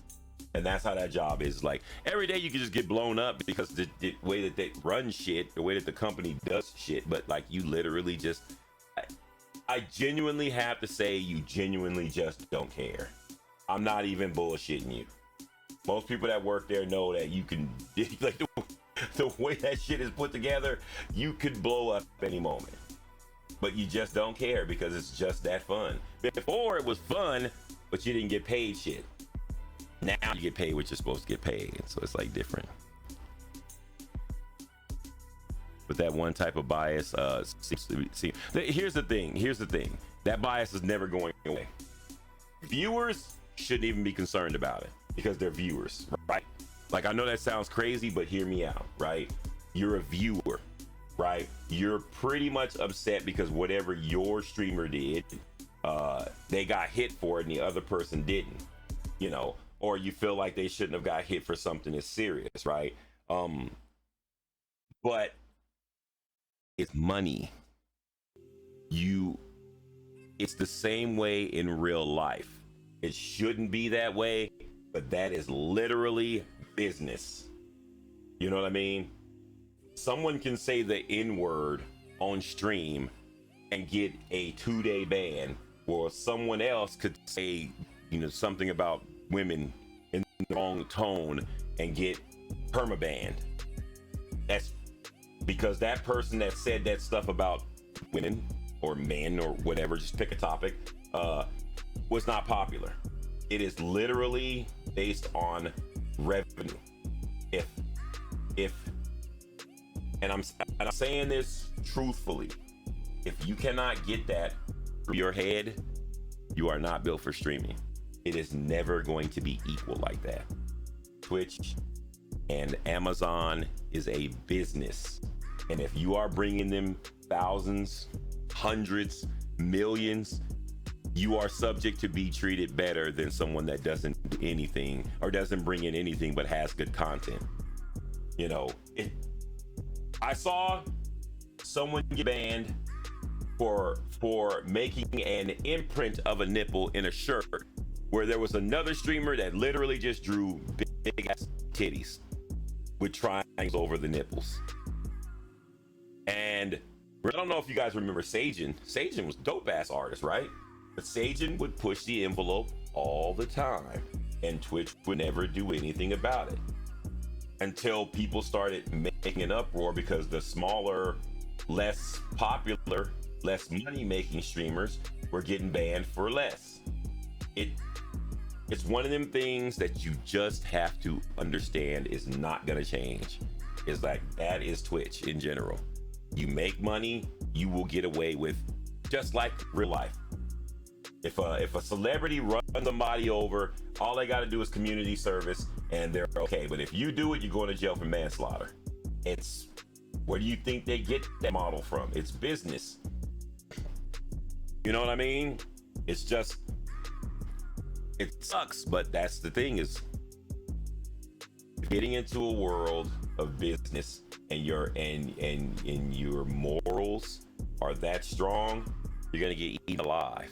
Like I hate to be the one to tell you that, but me being on this platform for 8 years, I figured that shit out in year 1. When I couldn't get anybody to help me with something that I wanted to do on Twitch, but another person could. I'm like, okay. And it wasn't anything to do with like race or anything like that. It was literally status. It was just this person had money and they made money for Twitch, and I was a nobody. When I started moving up the ladder, I started realizing that I could call people. Because before I couldn't get in touch with anybody, but I could call people and get in a conversation on the phone with somebody from Twitch and talk about an issue that I had and got it fixed, or an idea that I had. I could probably reach out now. Granted, the creative section isn't that big right now, but like you still have people that you can reach out to, right? Say you want to be on the front page, right? You can reach out to people and be like, hey, I want to be on front page, and they'll be like, all right, we'll schedule you in. An affiliate can't do that. You know how hard it would be for an affiliate to call someone on Twitch and be like, I would like to be on front page. They'll be like, great, I would like for you to have more subs. Bye. Click. You know, it's just, people have to, like I said, I know it sucks to hear, but people literally have to start understanding that this is not, it's like going to a job wanting the manager or your employees to like respect you and all that. Man, look, you're at the job to make money. All that other shit is secondary, and it sucks. But I'm giving it to you straight. If you don't understand that, business is always going to be like that,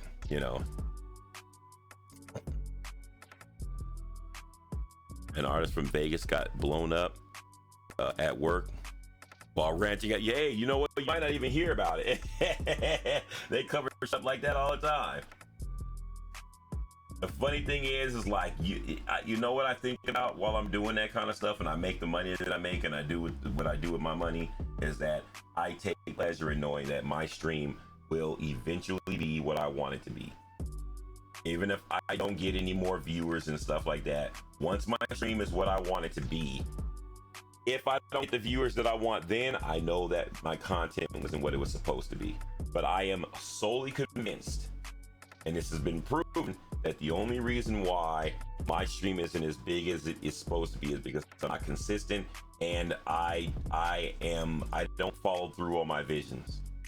I don't think it has anything to do with anything else. I think it's literally what I do, because whenever I try, it grows, and then I just stop trying because I want something else and I can't get that something else.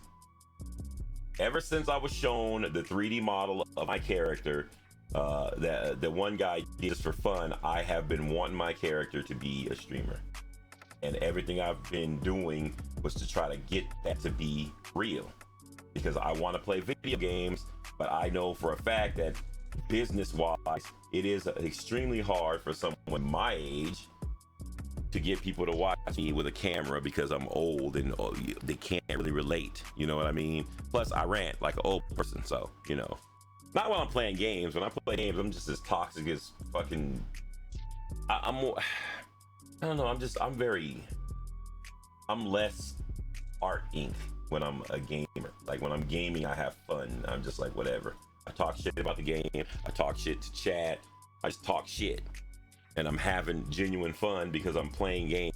I allow my chat to backseat because I don't fucking like to try in games, and I expect my chat to help me look good. Even though I have cultured a channel full of people that like to see me tortured, so I found a remedy for backseat gaming. You just let them backseat, and they won't fucking help you. But I've been trying to get a stream. Like my biggest argument when I'm streaming is, these motherfuckers know the answer and they just sit there and let me suffer. And it's like, you fucking assholes. Then you go over to another channel and you won't shut up with the backseating. You come to my channel and you don't want to tell me shit. Well, you fucking assholes. You know who I'm talking to too. If you're in the audience, you know who I'm talking to. I allow backseat gaming because I am not playing the game for you. I'm playing the game with you. So if I suck, technically I don't suck. You suck because you should be giving me the answers. And I wholeheartedly believe that. But when Inky, I believe that when I do my persona, my avatar, people will want to help me. You know, because they can relate. Because everybody's like a cartoon character nowadays. It's like the perfect time. So, you know.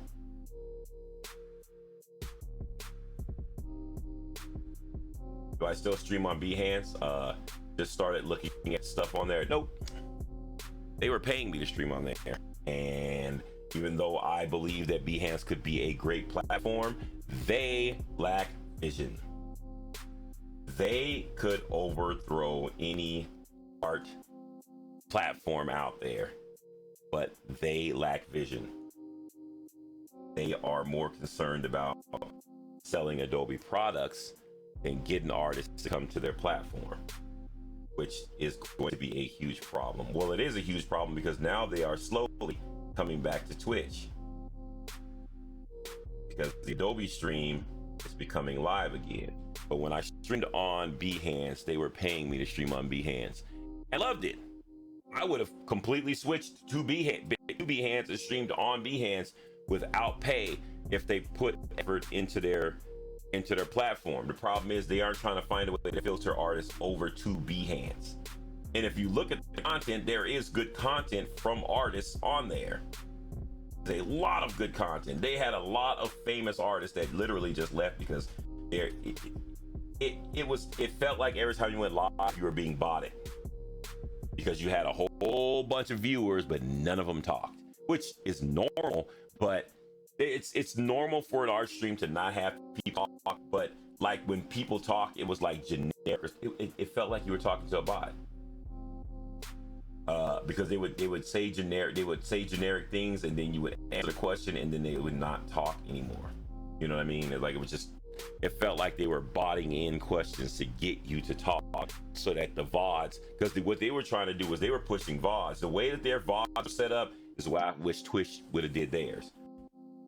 Their streaming thing is set up like YouTube, where the videos are more important than the actual live stream. The live stream is important, but they promote that. After you go offline, your shit gets slapped on page and it's in rotation with the live streamers.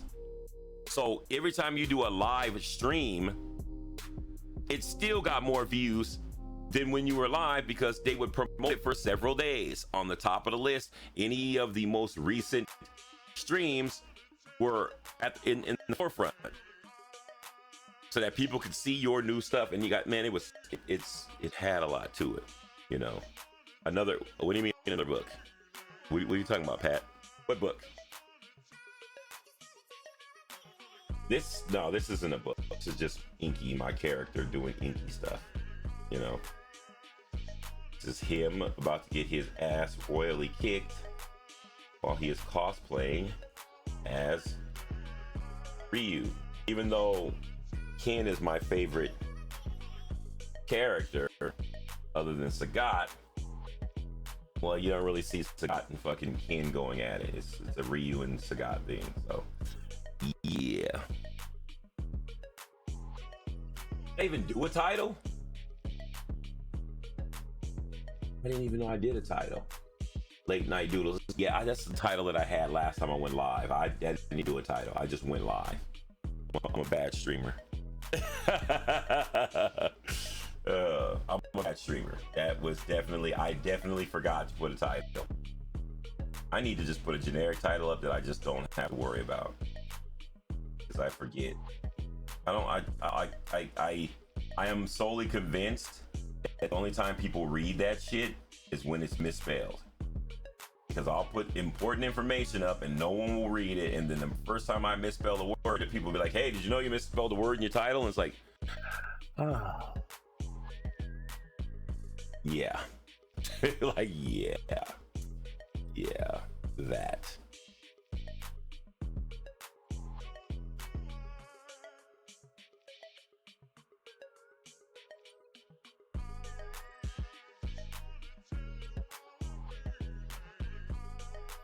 I'm gonna change my title to say, I don't know how long I'm gonna be streaming, but get in here when you can. You know, because I don't know how long I usually stream for when I go live. But I don't want it to be misconstrued for me quitting streaming, because upon saying that, I realize that's what it's probably gonna sound like. And then I'll have a shit ton of people coming in here being like, what's wrong, Ink? Are you quitting streaming? Like, maybe in like a couple minutes to go eat, but you know, like shit like that.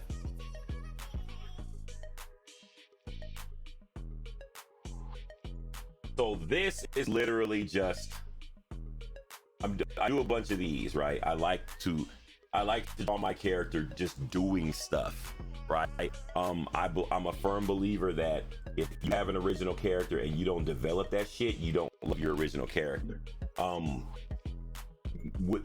With that being said, what I'm meaning is like, okay, so again, the anime thing. Everybody that has anime characters that are OCs, I love it when people are like, this is my OC. Your OC is literally just an anime chick or an anime dude, like a husbando or a waifu that doesn't do anything and doesn't have any development. It's just a bunch of pictures of them. Or an Instagram model for weebs, whatever, right? That's the general consensus that I get from most people that do OCs nowadays. When I'm bored, I draw my OC doing random shit. I don't even know if I'm ever gonna use the stuff, but I draw my original character doing random shit. And I have several large sheets like this. And now I have stuff that I can use if I want. I'm doing a comic and making myself. Plus, it also helps with character development. You get to actually see the personality of my original character in all these little. People don't actually see these though. That's the thing. You guys get to see these right now. But normally, no one's ever seen these before. When am I gonna draw my husbando? I'm not drawing husbandos. Here's husbando right here. Boop. There you go. Husbando. Because technically, it's husbando is just like a wife, which is an attractive dude. So there you go, husbando. That's about as far as I'm going with that. I don't want to do anything related to anime stuff anymore. Fucking can't stand that shit. I like anime, don't get me wrong. I don't like new anime. I like my anime from my generation because it's what I like. I don't like drawing it because I just don't like drawing it. But it does teach you a lot. The anatomy is fucking impeccable. So as far as like females, I love drawing the bodies, but the fucking faces, I have to draw faces like comic book. Because comic book faces have more detail, like more detail than anime faces. And I am just not into little girls with adult bodies. I'm just not. And that's kind of what I see every time I look at an anime chick. It's like 13-year-old girl with a 26-year-old body. So maybe she's 26 with a young face. You know what I mean? Hopefully it's that way. I hope it's not a 13-year-old that's overdeveloped. Dear God, just thinking about that, it's just like. No, I did do a waifu book, guys. Just to remind you, I did. I'm talking shit, but my chat pressured me into doing a waifu book. So that was a thing. Still being edited, by the way. But it is a thing. To be honest, I think I'm probably just going to give you the book unedited. That's pretty much where I'm at with that right now, where I'm literally just going to take what I have and give it to you. Let's see. Yeah, these are all sketches or whatever of the character. But now that I started working on my character again, I want to literally develop the character's personality, because people see a bunch of pictures of Inky, but they don't actually know how Inky really is.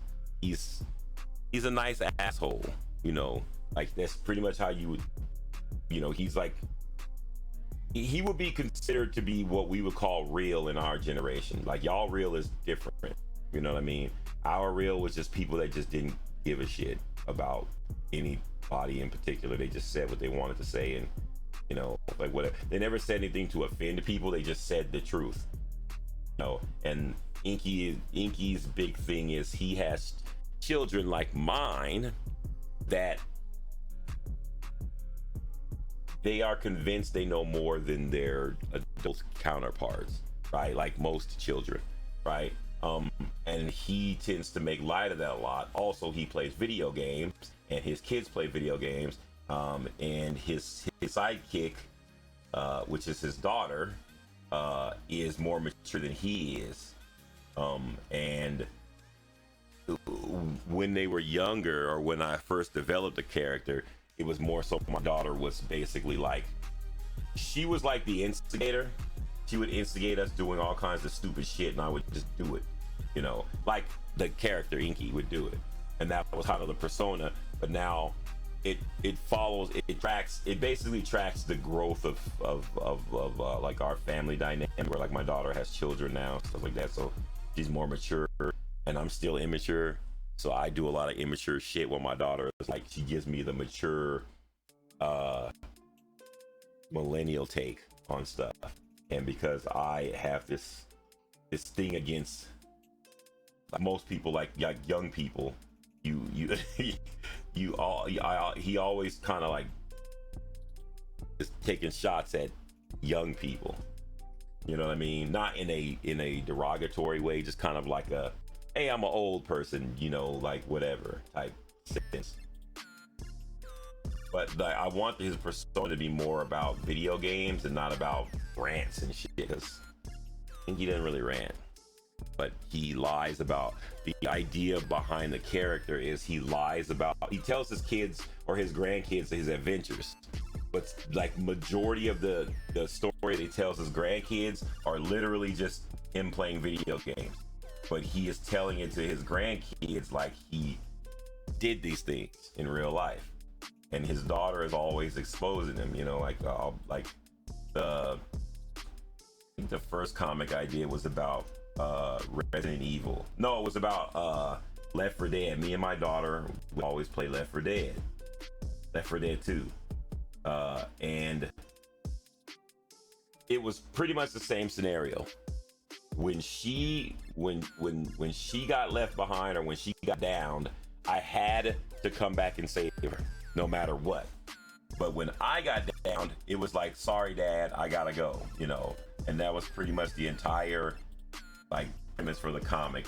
Like the little strip was my daughter, like me saving my daughter, me and my daughter running to get to the helicopter. My daughter falls, I have to go back and fight her when these giant monsters, come back and save her while these giant monsters are coming, and then she leaves me behind. And now that I'm resurrecting the characters, they have different like personas now, or they have different like vibes to them. I'm still an old, angry, grumpy video game like streamer, but I also like, I have these morning thoughts. The funny thing is, like, Inky drinks coffee, I don't drink coffee, you know. And I was thinking about doing a strip basically telling the difference between us, because people think that whenever you develop a character that's based on like a persona or whatever, people think it acts like the stuff that the character does is they feel like you're telling them about you, and I'm like, it's not that at all. Like, none of the majority of the shit that I draw Inky doing, I would never do. That's the whole point of having the character, is that I can draw him doing and saying shit that I would probably never do or say, because I live in a mature adult world. I have to act mature and adult, but I want to be immature.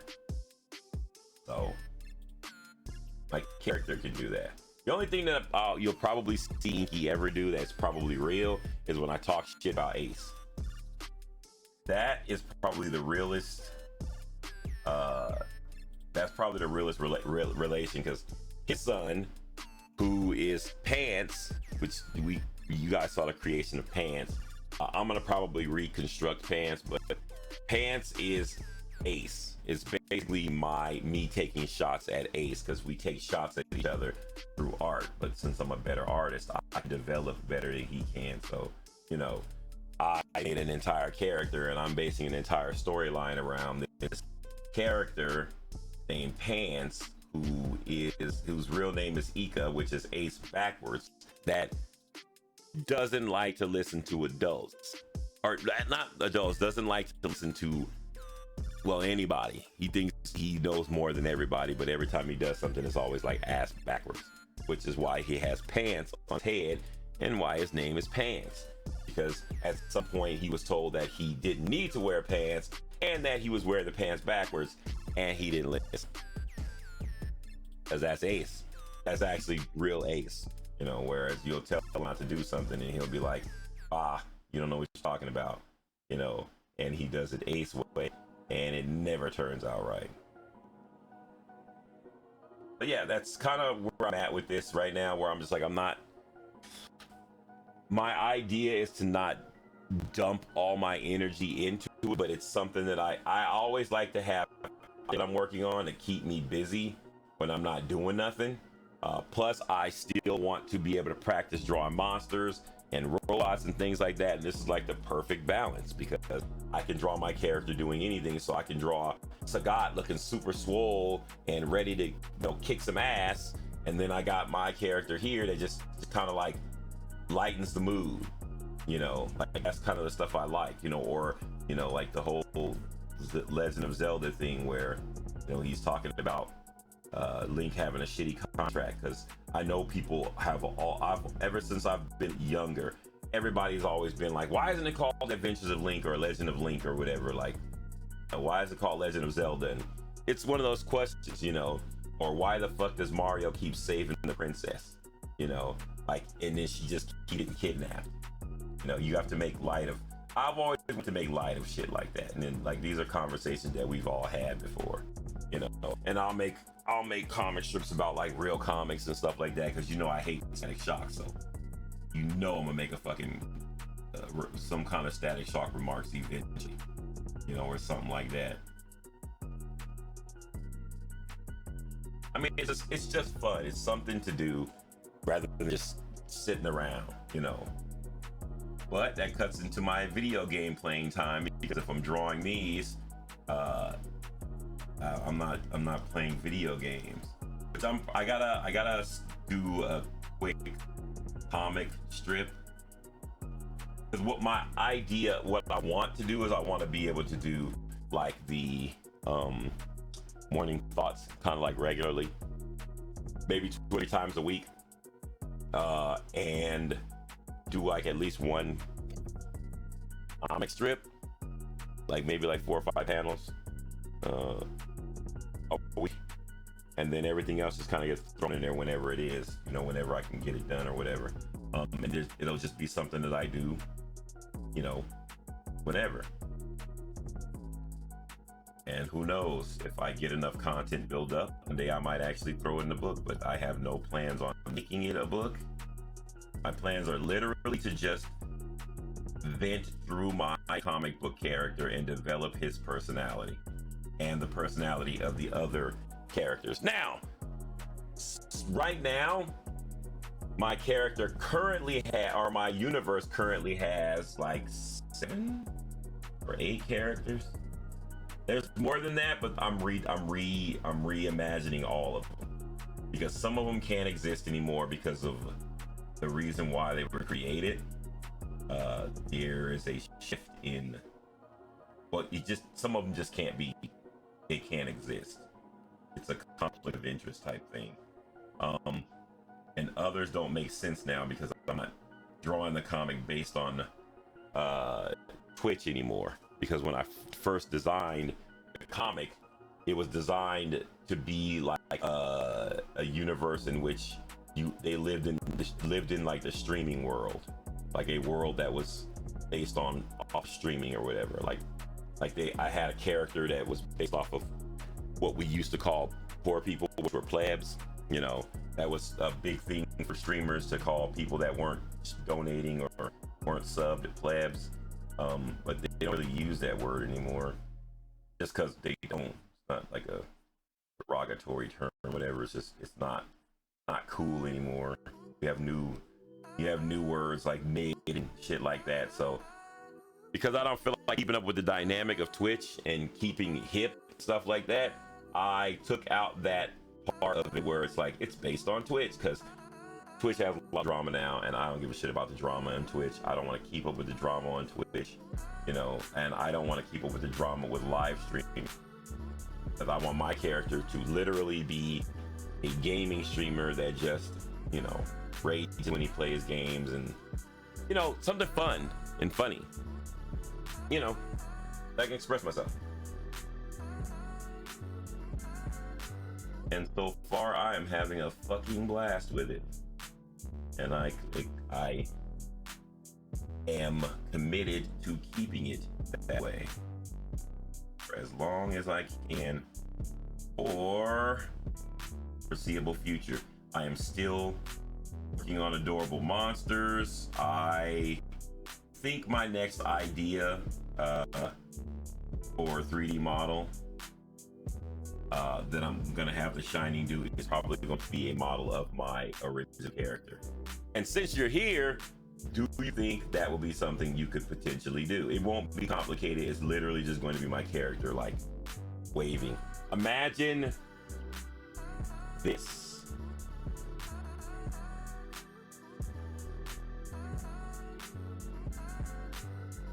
But maybe with just him. Like, you think that's something that you can do, Shiny? Have you done that before? Would you like to try to do that? Yada, yada, yada. I would like to have both of them, but to be 100% honest, I'm kind of too lazy to do the turnaround for both of them. But the idea would be to have both me and my daughter, like, standing exactly like that. This is my daughter's character, Pinky, and my character, Inky. Now, guys, I like whenever I say that, people always think that I named her Pinky because my name was Inky, but it was literally a coincidence.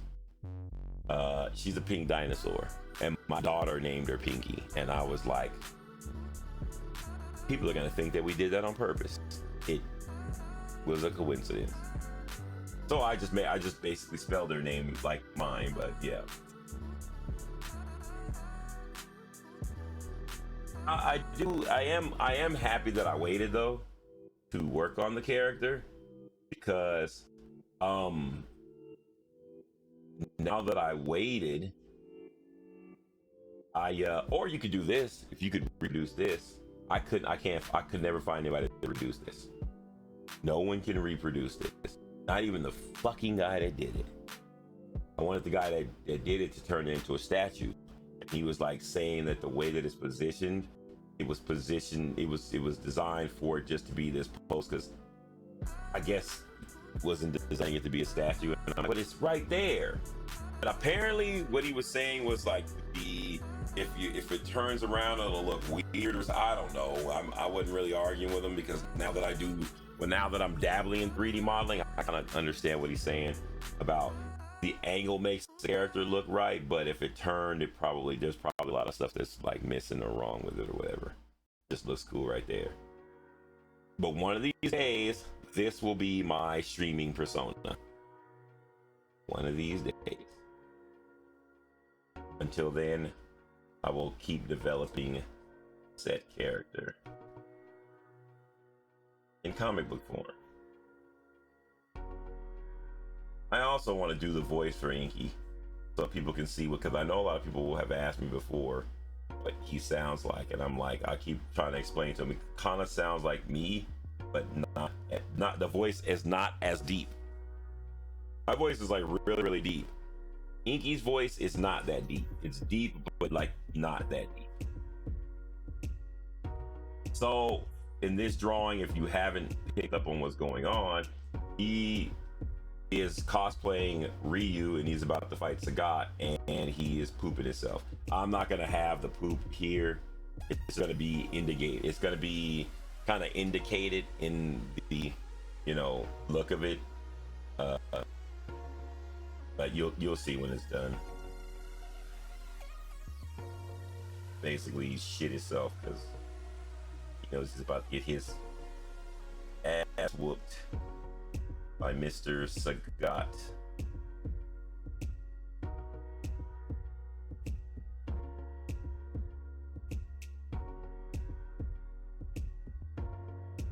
That's the other thing is, I like drawing this character because it's quick and it's easy, and I can put as much detail in it as I want.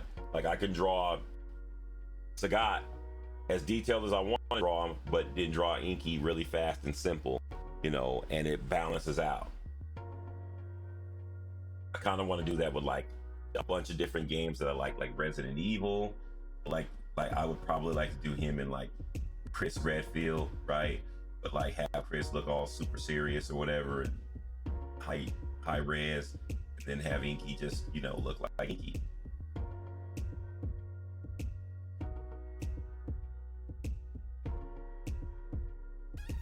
Plus, I made the characters. I made sure I made my original characters simple enough to where I don't get bored with drawing them over and over, because I do that. That is a serious problem that I have in art, is I don't like to draw things more than once.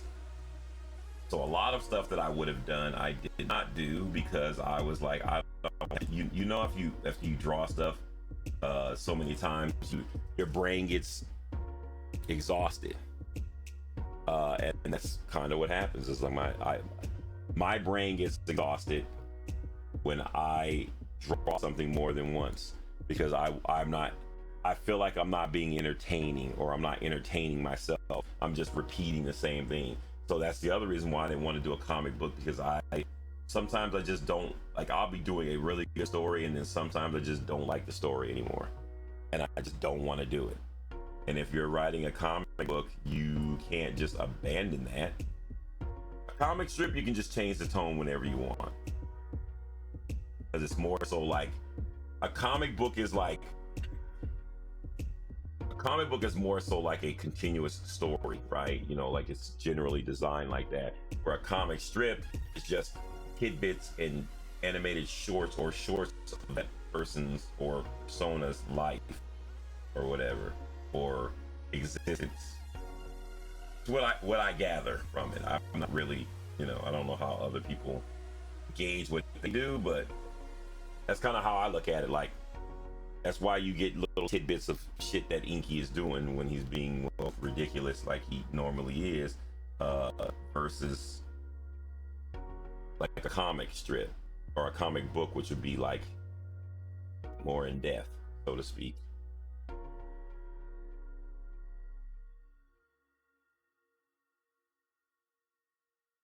What I learned from drawing anime waifus is I learned that take your time and get the detail in there. It makes the character look better. Before, I would really rush my characters. So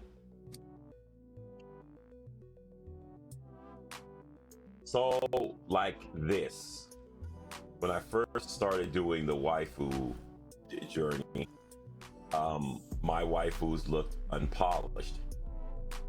They looked like this.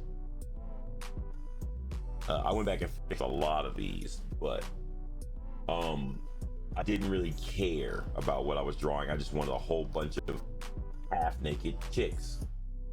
Some of these I went back over and I fixed, but the majority of the ones, they just kind of look like this. They were unfinished, really quick sketches, right? And then I went back in and I started fixing some of them. So the ones that I fixed, you could actually tell because they have a lot more detail. I started putting a lot more detail in their face, a lot more detail in their clothes, a lot more detail in the body, making things hang out of faces and be, you know, not, you know, like be tight and all that. Like I literally went back and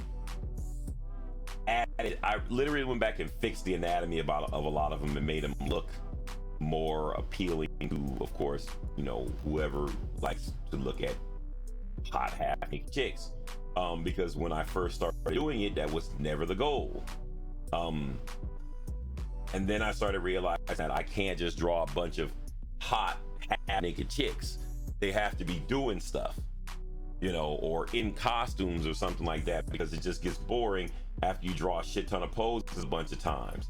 So then I started adding, like, you know, them doing shit. And then, like, well, now where I'm at with that whole thing is,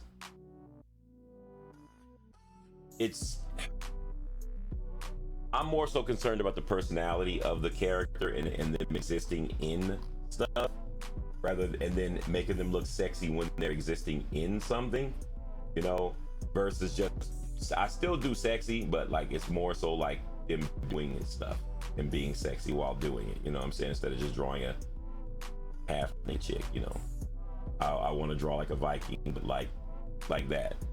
My mentality will, you know, like, oh well shit, Viking chicks are badass, but people didn't really have underwear back then, so I'm imagining like any badass Viking chick doesn't wear underwear, but you won't be able to see any of that. You just imagine it, you know what I mean? Like that kind of stuff. What's up, Kitty? 87 months, good sir. Happy Friday to you, and welcome back. Thank you for your long continued support. As always, I don't expect anything less because you are the man. I was just telling people how waifus have changed my way of drawing. Everybody remembers the whole pregnant waifu thing, right? But yeah, like, I mean, ever since I did those, it changed the way that I draw things now. So now my stuff has a lot more detail because I take a lot more time to make my stuff look a lot more detailed, rather than just kind of like, before I used to just try to bang it out. I just wanted a whole bunch of fucking art, and my whole entire thing was like, I just need to fucking just get it done. I don't give a fuck what it looks like, just as long as I have a whole bunch of it, like people will know what it means. And I don't, you know, like I had this mentality where it was like, I need to move on to the next thing. Now I'm like, I don't want to move on to the next thing, to the thing that I'm doing looks the way that I want it to look, because when I go back and look at said thing, I want it to, I still want to look at it and be like, damn, that is cool. You know, I want to be back. I want to look back at my old art, and I want to see improvement, but I also want to be like, damn, that was cool. I enjoyed that, because I didn't enjoy a lot of the work that I did back in the day, and it shows when I look at it. Because now when I look at it, I'm like, yeah, I just, that was not good. You know, like I wasn't proud of any of the shit that I did back in the day.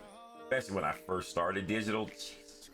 You know, shout outs to Kitty for sticking by me through all of that. This man has seen me grow. He's seen me grow from being like a pleb, traditional art streamer to being, well, pleb, digital streamer. But I mean, I've come a long way in my tattooing, my art, you know. I still say the ultimate goal is to be able to produce this in very high quality prints, because that's where all of this is going. I still owe KP a bunch of different types of prints. I want to be able to do print for that. To be honest, I want to be able to do prints for Kitty, and then just give them to him.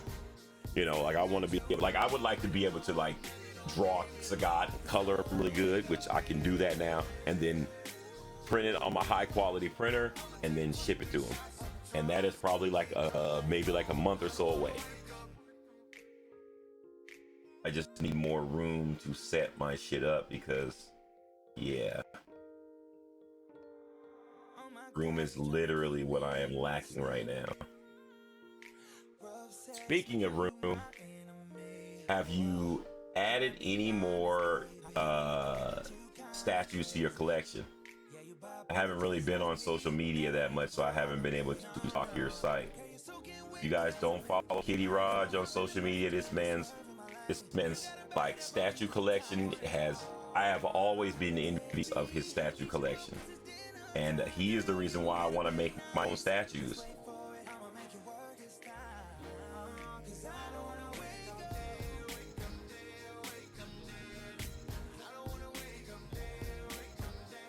Oh shit, that's good to hear, yo. I'm happy about that.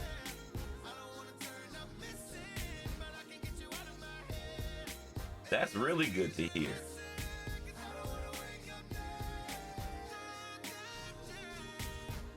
Kitty is living my dream, because I remember mentioning this before, and I don't know if it was joking or not, but I think he said he was gonna buy a house to put his statues in. I will consider myself like made it. I will consider that I would think that I actually could be like, I made it if I can literally buy another house for my art. I live in it, just put my statues. I want a statue collection like his. But like, again, I just want a whole house that is just dedicated to holding that stuff. Like a safe house. Then I will consider myself like, I made it. I have conquered my dreams. Until then, I'm just gonna do all my little like my bucket list stuff. I've always wanted to have an original character that people liked. I got that. I've always wanted to create a book. I created one. I always wanted to create statues. I'm creating them now. You know, like tattooing wasn't something I always wanted to do, but when I started doing it, I wanted to be great at it, and I'm working on that. I don't know if I'm ever going to be as good as I want to be in tattooing, but I don't mind that. I'm more so like I want to have a healthy competition with my son in tattooing, because right now it's toxic. and I'm the antagonist. It is not healthy right now. I have another apprentice, because Ace stopped being my apprentice a while ago, but I have a new apprentice, my very last apprentice. And I only took this apprentice because I want to make this apprentice. I want to see if I can pour my knowledge into a person and make them better.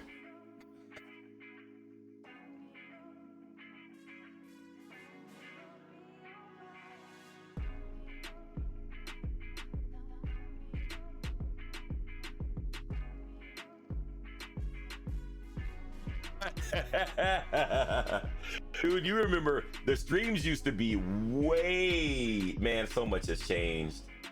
So much has changed. But I think it's like, fuck, 8 years. I think about that all the time, like, oh my god, I've been streaming for 8 years. I've been streaming for 8 years. I've been partnered for 7. I think that's 8. Yeah, I've been streaming for 8 years, partnered for 7. And I'm just like, it just went by so fucking fast, you know. But it's all been fun, you know what I mean? Like I said, when we first started the art section, it wasn't anywhere like it is now. And I miss the old days, because the old days there was a lot of diversity. There really isn't that much diversity in art. Not diversity in people, diversity in art. Now it's just anime. Which, I mean, if that's what people like, I'm not gonna shit on it, you know, but I would like to be able to stroll through the creative section and find people that do things that I'm interested in other than I don't want to see anime chicks. But all you have now is VTubers with anime boobs drawing anime chicks with anime boobs. That's 90% of it. So like, I wonder, hey, okay, so did anybody go to TwitchCon? And if you did go to TwitchCon, did you go to the art section? And if you went to the art section, was it full of anime? I haven't found anybody to tell me about that yet.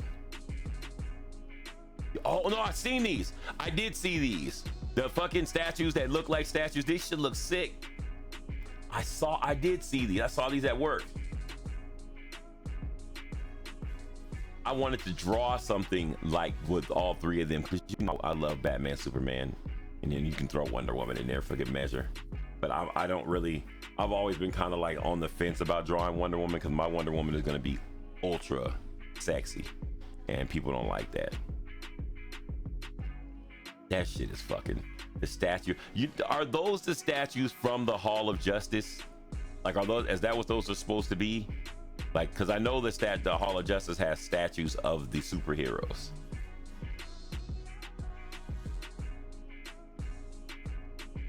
And they got Wonder Woman in her gold armor. That shit is fucking, man. How many statues do you have so far? You gotta be over 200.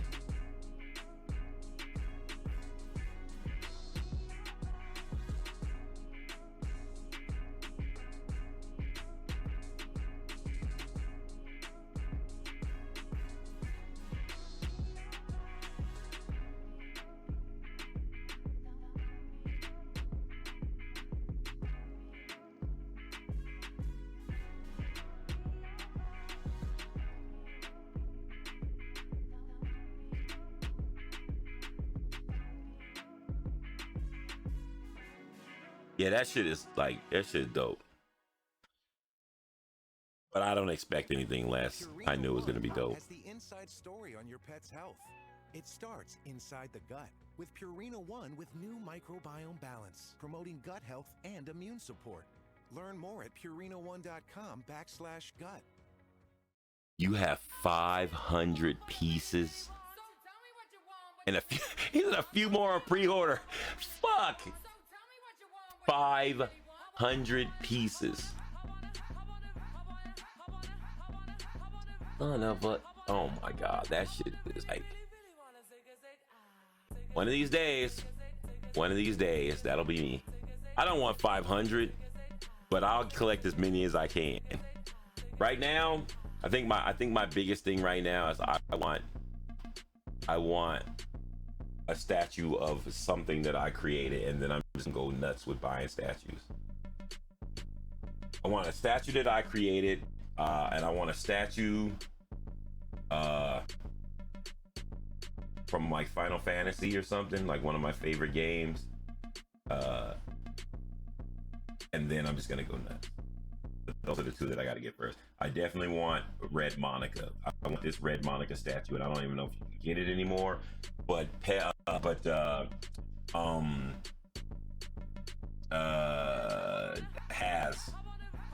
a guy on Twitch that I've been a fan of for a long time, and his name is Has versus RPG. He used to just be Has, and he did 3D modeling, and he got to design my idol's statue from one of my beloved comic books that I've always been a fan of, Battle Chasers. He designed Red Monica, and he put the statue out, and at the time I could not afford to get the statue, but I can afford it now, and I want the statue. I haven't been able to talk to Has, find out what is the proper channel for me to get one of those, because he did a campaign for him, and I think they all sold out. But I want to get one.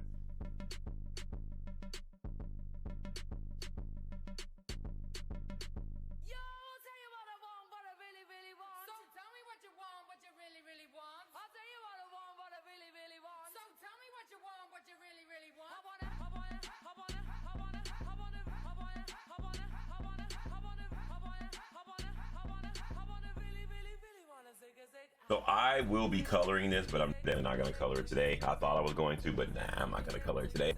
I will probably color it tomorrow if I don't play games. Or, because next week I only work 3 days, so I'll probably just play video games all this week, and then this week finish coloring this. So tomorrow I'll color this, and then depending on how long it takes, I will start, like, Mike, I want to do my comic strip idea. I have a idea for a small comic, a comic strip for the Dinky thing. So I'll probably bang that out so I can add that to my Instagram and whatnot. If you're interested in seeing the development and the growth of inky and creative adventures is what the comic strip is called. You can follow my Instagram, my social medias. Plus, I will be doing a lot of behind the scenes stuff and like comics that will probably be too much to put on, or comic strips that will be a little bit too much for social media, because I want to do some stuff, and you know, I'm going to be doing things that I'm like, this is probably not social media worthy because it'll probably piss some people off, and that stuff will be in my Patreon. I still do the waifu drawings because until the book is done, I am still taking requests on waifus for the gallery. Because the physical copy of the book, which will be out after I give away the free copy, because the book will be free for any of you guys that have never been here before and it's your first time here. I made a book by accident. It was meant to be a meme, and it turned into something real. And that book is called Friends Don't Make Friends Draw Waifus. Where is it? I worked on this book for like 2.5 years. And I'm giving it away for free because that was literally the entire idea of me designing it. It was more so it was a means to an end. Back then, people were asking me to draw waifus. I didn't want to draw waifus because I didn't like to draw stuff like that, but I love my stream. So I decided to make a book showing everything that I knew about drawing waifus and giving it to you guys. It is not a book teaching you how to draw shit. It's the book basically showing you how I draw shit. So, you know, with that in mind, it will definitely be, this is what it's gonna pretty much look like when it's an actual physical book with way more pages. It's gonna be 200 pages because the half of it's going to be gallery art. The other half is going to be is just gonna be like me explaining my thought process when I draw anime chicks. Again, I don't like drawing this stuff, but I'm an artist, so I know how to draw them. So I basically just took what I learned about drawing waifus over the 2 years that I was working on this book, and I put it in the book. And I'm like, take it, so that you don't have to bug your friends about drawing waifus. Hence why the book is called Friends Don't Make Friends Draw Waifus. You know, for anybody that is like confused about the title, which it shouldn't be that confusing, but you know, it's literally a book for people that have friends that keep asking them to draw waifus. Give them the book, let them draw them, let them draw them themselves. You know, and that's why I give it away for free. They can't be like, well, I can't afford that. Well, if you can't afford free, something's wrong with your life, you know. But the physical copy is going to have added content to it because it's not going to be free, because I'm not making physical books and giving them away for free to anybody, because I don't love motherfuckers like that. Maybe Kitty. I'm gonna get about 10 books and give them to people that have supported me forever, because I don't want them to buy the book, even though I know that they would. I want them to have the book, and I will do custom stuff for that, because I've always wanted to do custom stuff. It's funny how the stuff that I want to do is to make like things to give to people. I want to make like a custom sleeve, custom inserts, custom everything, and then like package it real nice and then ship it to my the people that supported me, so that they could have original one of a kind and stuff. Because if it weren't for those people like Kitty, I would probably not have kept doing streaming and stuff. They came in clutch so many times. It is just, it's hard to, it's literally hard to count. I don't know how many times like Zelda Queen and Two Senseless and Kitty and all of my friends and stuff came in and clutch and brought me back from the brink of like not wanting to stream. There was a lot of times where I'm like, I ain't gonna be able to do this. I'm not gonna be able to do that. I don't have the means to do this. Like Two Senseless, though she doesn't really like to take credit for it, she single-handedly changed the stream. She made my brush. Even though I use Clip Studio now and it's a different brush, She made my brush for Photoshop, exclamation point brush in the chat. That brush changed everything, because with that brush, I literally felt like I could draw on paper, because she made a brush that worked like my mechanical pencil. I used one mechanical pencil for literally like over 20 years. And it was a Graph Gear 1000. When the Graph Gear 1000 first came out, my best friend bought me that pencil and I used it. And I have never used anything else since, until I started doing digital. And when I started doing digital, I didn't like digital because it didn't feel like my Graph Gear 1000. And 2 cents made me a brush, and now I do nothing but digital. And I guarantee you, had she not made me that brush, I probably wouldn't be doing traditional art right now. I probably would have slowly went into doing gaming, because I didn't really like. I've always had issues with lighting doing traditional. I don't mind doing traditional, you know what I'm saying? Like, but lighting to get the traditional setup to look right is a bitch and a half, and I hated it. That was the biggest problem I had, was like proper lighting. Because someday I would come in and turn on my stream, and my lighting just wouldn't work right, and I would just be so mad that I couldn't get the fucking lighting to work right. And I'm just like, and then some days it would just be on point, and I'm like, why in the fuck is it like that? But it's just, you know, it's streaming for you. You have technical issues on days you should never have technical issues, and then some days you don't have no technical issues. Let's see.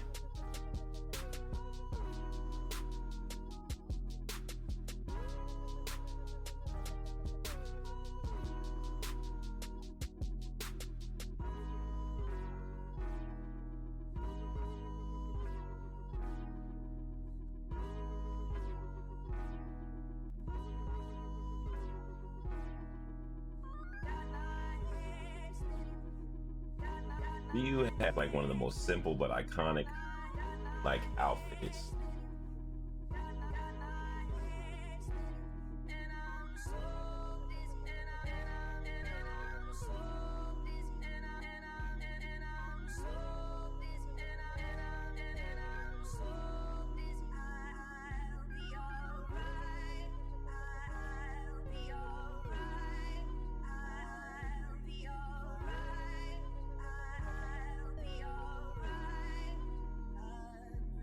See, I was gonna draw poop coming out, but I'm like, no. I decided to go a different way with it. I'm gonna be more subtle with the whole poop thing, but it's basically like shitting itself is what I'm going for. But I want to be a little bit more subtle with it. I have a problem with explaining too much of the humor, which I've realized from doing the comic that it kills the humor. You have to let people find their way somehow. You know, like you have to give them a little bit and then let them go the rest of the way. You can't give it all to them. Some people won't get it, but those people don't deserve to get it.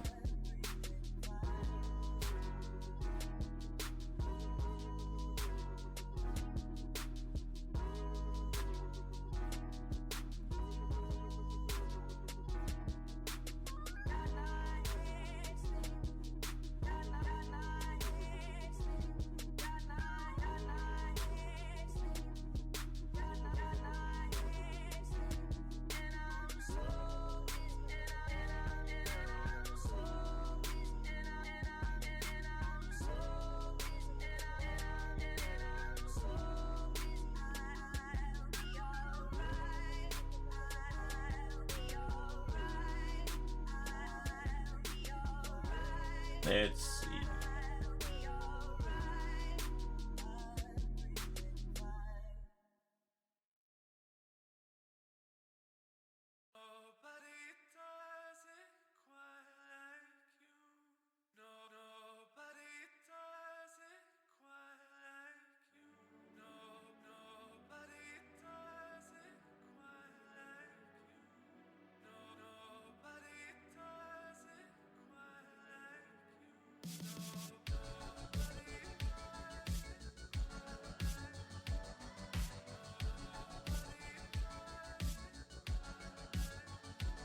Yeah, I'm like really like picky with little things now, like the rips and tears and the clothing and stuff. Like I've been trying to master rips in clothing forever to make them look, you know, they don't have to look authentic, but they have to look like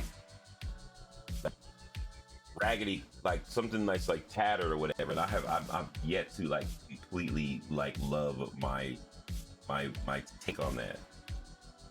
I'm always constantly adjusting or whatever.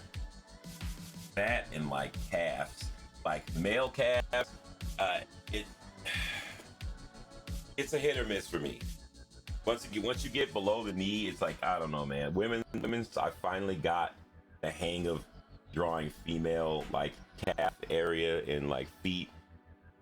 Man, I'm still kind of on the fence with my liking of that. Even though men feet are easier to draw than women because you can draw them very ugly. Female feet are dainty and cute, or they you know, when I draw them, I want them to be dainty and cute, you know, and it was a challenge, but nah, I finally got used to it. But like with male feet, you can draw them as ugly as you want to because they're male feet, but because you draw them that way, you add a lot more detail to the character. You know, like you have to put foot knuckles and might put feet hair and all kind of shit that you normally would not have put. Yeah, the poop is going bye-bye. I was gonna have the poop coming out of his, you know, like out of his butt.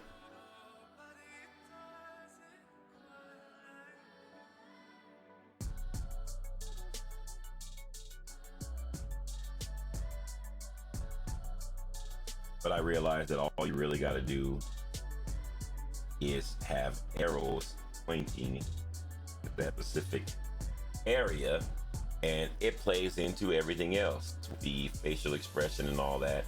People, it will guide people toward there, and then they can get there on their own. And then you can sew the punchline.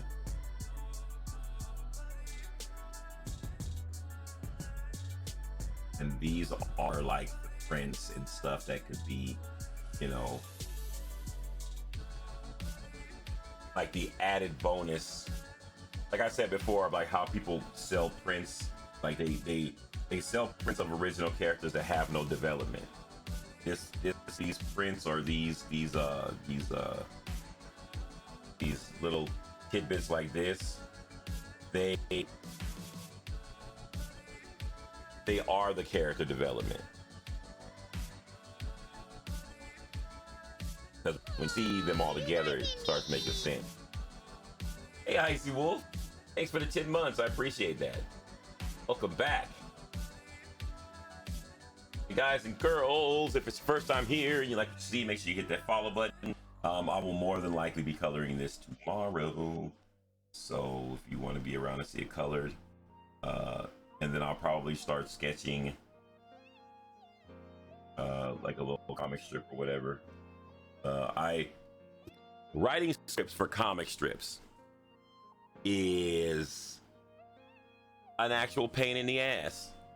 I like to just draw the comic strip with the mind state of having what I want to say, and then like writing it in. The problem with that is I always forget what I was going to write. So now I'm writing this. I write the script down, which is like literally like it's only, you know, it's only like a couple pages, stuff like that, you know.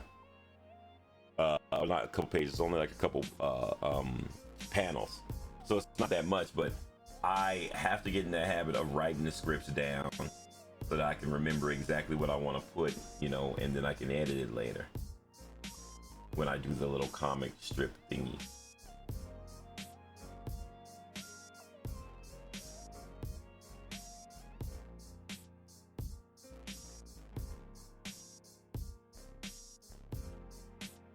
You can get you'll be able to get like the high-res versions of these little things like this, like these, like, and all the other ones that I do, like the high-res versions of these will be in the Patreon, And if you're a sub, they'll be in my sub Discord, because I am creating a room in the sub Discord where I will post like the little stuff like this from Inky and Creative Adventures, because there's going to be more than just him. As I develop the story, or as I develop the comic, I will introduce new characters. Right now, I've only introduced me and my daughter, but all of my boys have characters. A couple of my friends have characters. I have a couple characters that just kind of are there to bring the story along. Zelda Queen has a character, which is basically like a girl that cosplays as Link.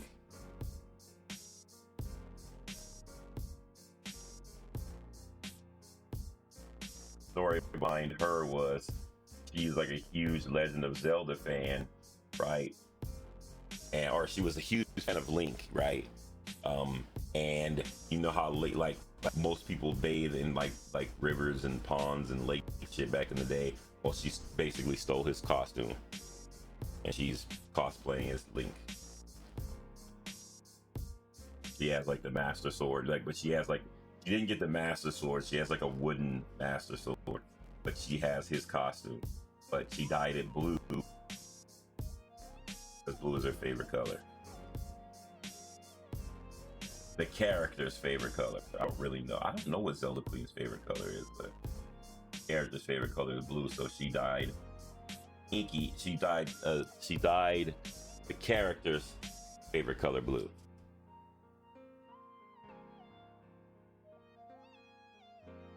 But yeah, I'm actually seriously thinking of just giving you guys the unedited version of the book and just kind of like work on the physical copy.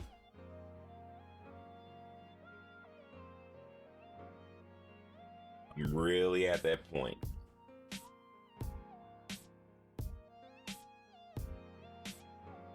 Because I mean, like, to be 100% honest, the book is done.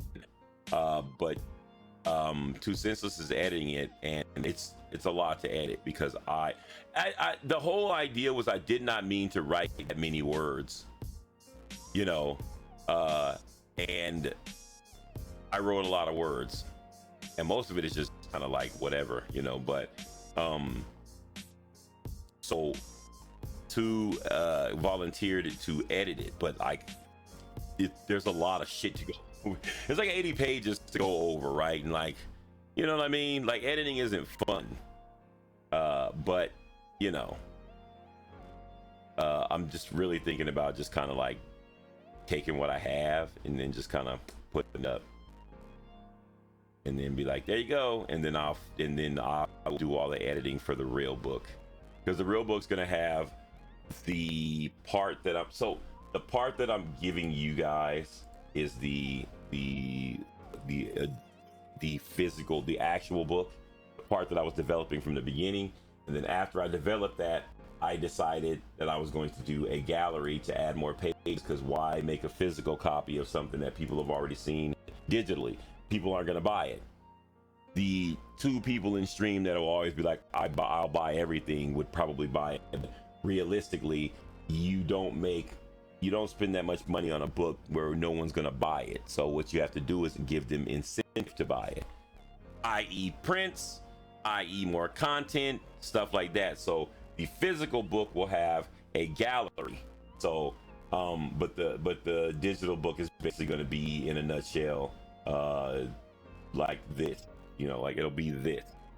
But I tried to find a program that would actually let me upload the book as a book like this, but it won't.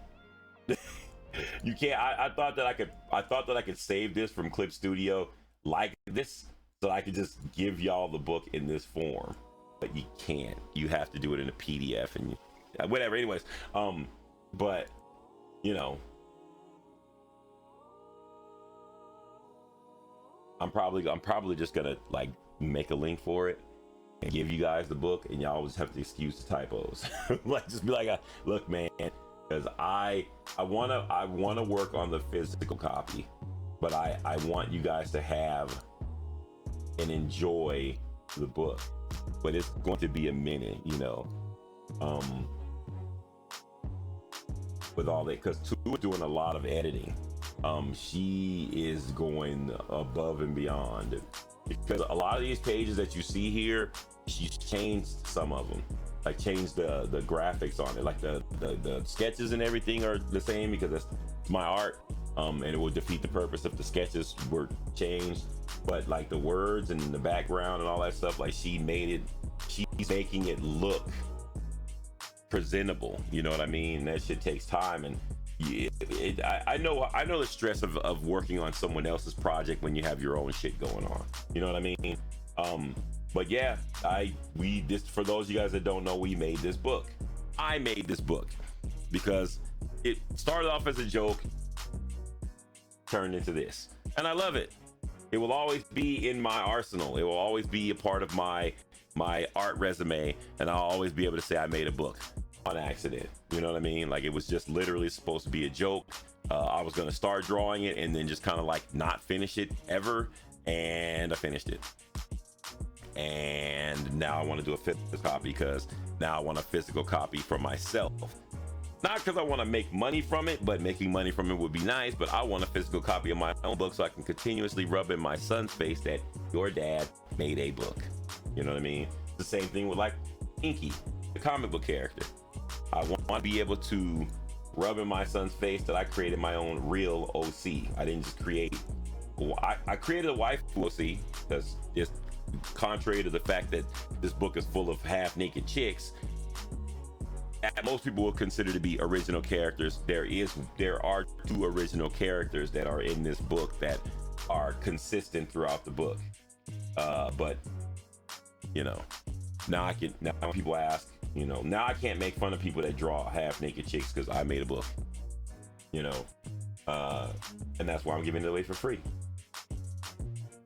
But yeah, for those of you guys that don't know, you have to be following the channel in order to get the book. Not following the channel, you will not be able to access the book. It's literally, your payment is like follow the freaking channel. You know, can you make 2 copies? I can please have one. I will be making it where you can buy it, but I will be putting it up where you guys can order physical copies if you want it. You know what I mean? But I am going to be putting the free version up as a link. It'll be digital. You guys can check it out or whatever, but the physical copies will be, you know, where you guys can buy them. I am going to personally buy like 10 of them myself, and then add, I am giving 10 people that have supported me since day one, like custom books, you know, with my sketch inside and prints no one else is gonna get and all this other stuff, because they supported the stream, and I'm gonna send them to them and they don't have to buy them, you know, because if it wasn't for them, I wouldn't be making a book. I wouldn't have made a book, you know, so on and so forth. And that's the reason why I work so hard on it, because, you know, like, I want to send the book to Kitty, because Kitty has been here since day one, and I want him to, he has prints on his wall that I'm drawing and stuff like that, but, you know, I know he loves them, but I want him to have something that I am actually proud of. So I want to send him something that I'm just like, yo, I'm proud of this, you know, I want you to have this, you know, like, same thing with like Zelda Queen, a couple other people that have been in the channel forever, you know. But I want to make a physical copy for people that want to buy it. If you don't buy it, it's like, doesn't matter, I made it. As long as I get a copy, I don't care if they ever sell. Same thing with the toys. We're still doing adorable nightmares, but I have shifted how I'm going to do it, which I think the idea is pretty cool, but I'm not going to say anything about it until I get one done, until I get one mock-up done. I'm waiting on Soups. So yeah, Soups knows Unity, and I need someone that knows Unity to be able to do what I need to do. But we are making 3D models. Well, I'm not. I'm paying someone to make the models. The Shining is making the models and killing it. And the original idea was to have them be able to be 3D printed. I'm still going to do that. I talked to Pez. I always talk to my friends about stuff. I talked to Pez, and I had a new idea, but Pez was like, "Why not do both?" Because tangible stuff is always nice. Some people like tangible, but the other idea is going to be cool for those people that it's going to still be tangible. It's just going to be different, you know. You don't want to try your hand at 3D printing? Oh, I am going to be trying my hand at 3D printing. I am also learning 3D modeling. I am definitely going to be doing 3D printing. I just don't want to bother with having to 3D print a bunch of statues to send out to people. That's my whole thing. Is I am lazy. The idea of Adorable Nightmares was to present it to a company, right, and see if they wanted to bite on it. It was literally just going to be a shit ton of, it's still going to be a shit ton of beloved nightmare creatures as children, you know, and adorable and imaginary friends. That was the idea. They were going to be nightmare creatures and imaginary friends. That way I could do either or, and I could be a little bit more imaginative, and it didn't have to be like the Loch Ness monster and all kind of shit. You know, I could do like the rock person or whatever, because this kind of stuff is like D&D type shit, you know, and it doesn't really fall into the idea of like nightmare, but like you could be a really cool like adorable imaginary friend. So the imaginary friends would be like the good guys, and the nightmare creatures would be like the bad guys or whatever, but they're kids, whatever, you know. Yeah, that's the whole thing. Is like there's a market for it, and the market is people love fucking collectibles, but I want to do something beyond that, because I don't want to do the same thing that everybody else is doing. Pops is already doing this. Mine will be more detailed, of course, but still, Pops is doing it. It's hard to sell something that is that's in the same realm as something that's being done and is way more efficient. You know, it would cost me way more trouble to do something like this on my own. So if a company didn't pick it up, I wouldn't want to do it. But the way that I'm thinking about doing it now, it'll be perfect. And I haven't seen anybody do it before. I've seen the technology and stuff like that, but I haven't seen anybody do the concept. But once I finish one of the concepts, I will show stream, and then yeah.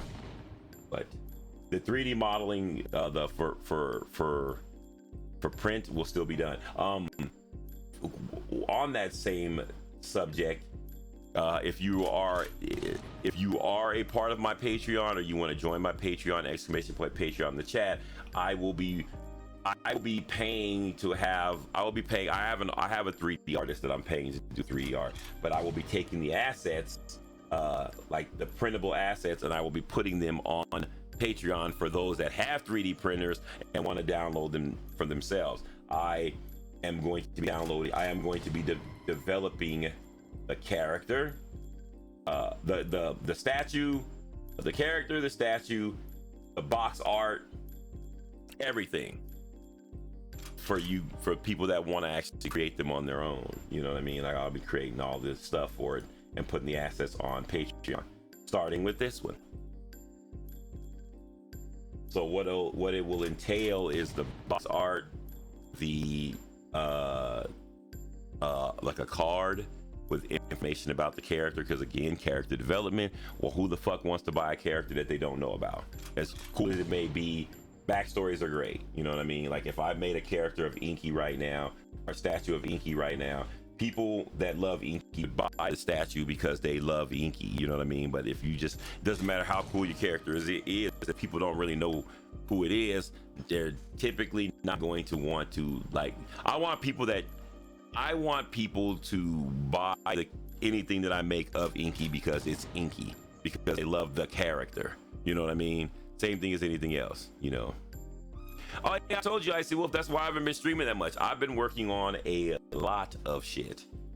Not to mention the fact that next month I start my training for photography, because that I explained to you guys what I was going to do with the photography thing a long time ago, and I guarantee none of y'all remember, but that's okay because that's another project. But I have been working on a shit ton of stuff. But the thing that I'm most interested in right now is my development of my original character, because it's been 5 years since I've drawn a key, and I want to actually develop my character, like really develop it. I play around with my original character a lot, but this time I actually really want to develop the character and continue it forever. You know, I think I'm actually able to do it now. I think I'm comfortable with my art style. I'm comfortable with the speed in which I can do stuff, that I can actually like bring my character to life. I do, like I said, I do something every 3 days. I post something called morning thoughts. It's just humor, dark humor, light humor, whatever kind of humor. It's just whatever, poking fun at motherfuckers, getting people mad. I wanna say stuff that'll make people that think that you will always have people that think things are about them. I want to say things, you know, that will get people to conversate or comment or whatever. Because my whole thing is like, if people aren't really being interactive, then you know what's the point? So you have to say things to get people to be interactive, and sometimes you got to shake up the tree. You know, that's what morning thoughts is, and then I'll do little comic strips, and then when I'm bored, I'll draw one of these up where it's like Inky interacting with like, or cosplaying or something or whatever, like doing some more character development stuff, and then I'll introduce new characters and so on, and you know, the normal stuff. But this will be colored. I will be coloring this tomorrow. Only because I know if I start coloring now, I'm gonna get bored, and then I will not want to finish coloring it. And I know if I start coloring it, I will finish it. So I will start coloring it and finishing it tomorrow. And then you know, again, all the high red stuff like this, you will be able to find it in my Patreon. So if you're not following my Patreon, you probably should. !Patreon in the chat. My Patreon will also be featuring like my waifu drawings that people request. You join the Discord, !Discord in the chat. You can still request waifus. Just tell me whatever waifu you want me to draw, and I will draw it. Doesn't matter what it is. Doesn't matter how vulgar it is. If it's really vulgar, I'm not posting it on social media anyways. I'll still draw it. If it is a existing character, I don't mind drawing it. I'm just not posting it anywhere. I don't like fan art. Like, you know, I don't like fan art, and my book is not gonna have fan art in it. It will literally be nothing but original idea drawings. So if you give me an idea of a waifu to draw, I will draw it, and I will make sure that you can get a copy of what I drew, and it will go in the book. But if it's one of your favorite anime girls or whatever, I don't care about drawing that. I'll draw it, but I'm not gonna do anything with it, like as far as like the book. Also, I still, yeah, it's there. If you donate or you do anything like money wise to support the channel, you still get your name in the book. You don't have to do that, but if you do it, it's more of a way of me saying thank you. I put your name in the book. Where the hell is that thing at? I do that.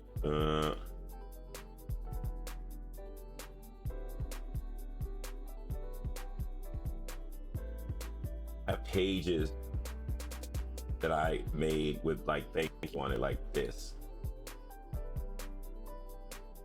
Your name, you can use your Twitch name, you can use your real name, but your name will be immortalized in the book forever. Again, you don't have to. It's just a way for me to be like thank you, because I feel like you know, it's just my way of giving back. I'm really big on that in my stream for people that support the channel, because, you know, that was always a thing that digital, that was always the thing that creative streamers did. We did a lot for our channel, and like eventually we stopped doing it because it didn't seem to be lucrative, because like the bigger streamers were doing nothing and getting all the subs. So we stopped doing it because it was like, it felt like we were literally wasting our time. But I still like doing stuff like that for fun, and then just kind of giving it to people that have donated and stuff out of the kindness of their heart, even though they don't have to.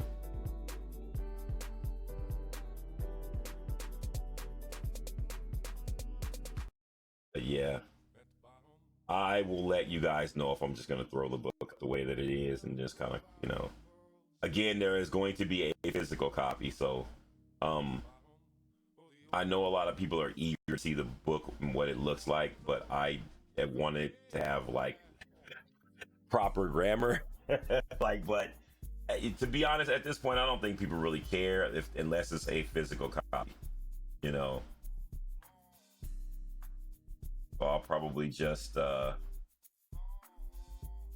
make a PDF and then make a link to the channel or whatever.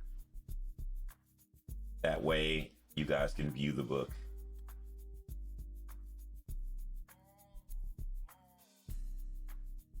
But again, I will let you guys know. And of course, I will always keep you guys posted on all the other projects as well, because I do them for y'all. And I appreciate all you guys that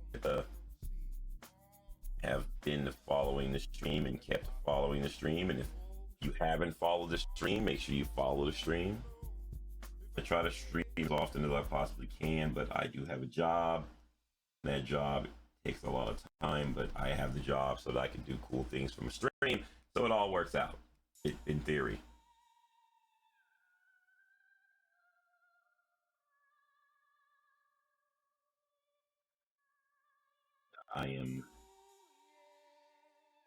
I'm done messing around with this. I keep going to color it tomorrow. I am absolutely going to color it tomorrow.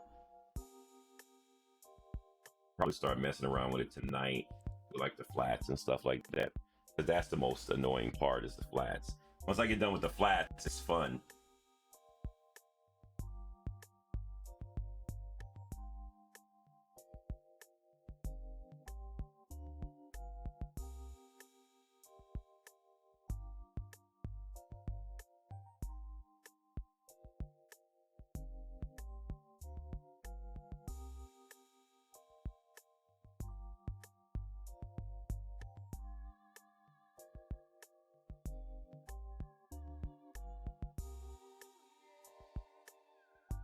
If you guys have any questions about art of tattooing and stuff, feel free to ask. Otherwise, that's probably going to be it for me today. Again, like I said, I'm going to be on tomorrow. I want to play games. I will be playing games soon, but I'll probably have to do that on my 4 days off, because I get 3 days off and then I get 4 days off. Like it alternates. So I'll probably have to do it on one of the weeks that I have 4 days off. So, because when I do game, I'm probably going to be gaming for all 4 days, just trying to finish a game or playing a bunch of games and stuff like that. I definitely want to get more gaming in. Tomorrow I'll be probably streaming around the same time, and then of course, you know, we're going to color this and get it done and all that good stuff.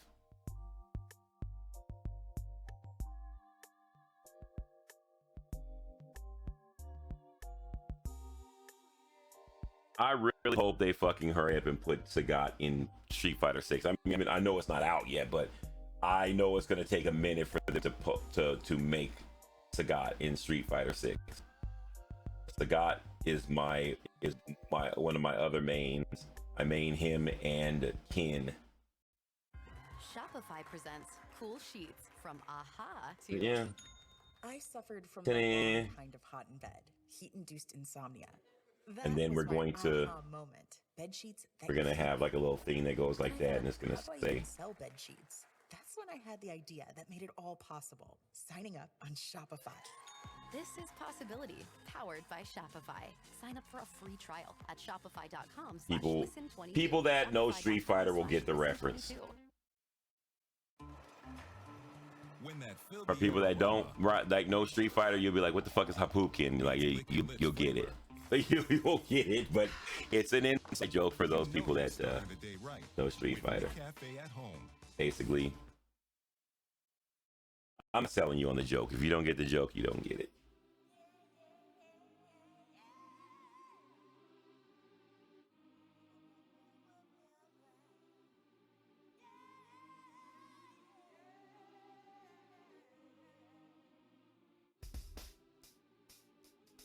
But that's pretty much it. I will be on tomorrow.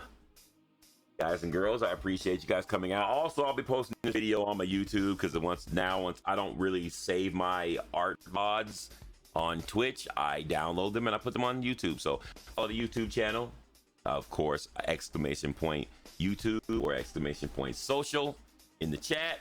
And I'll see you guys tomorrow. And as always, life is a canvas. All you need is ink.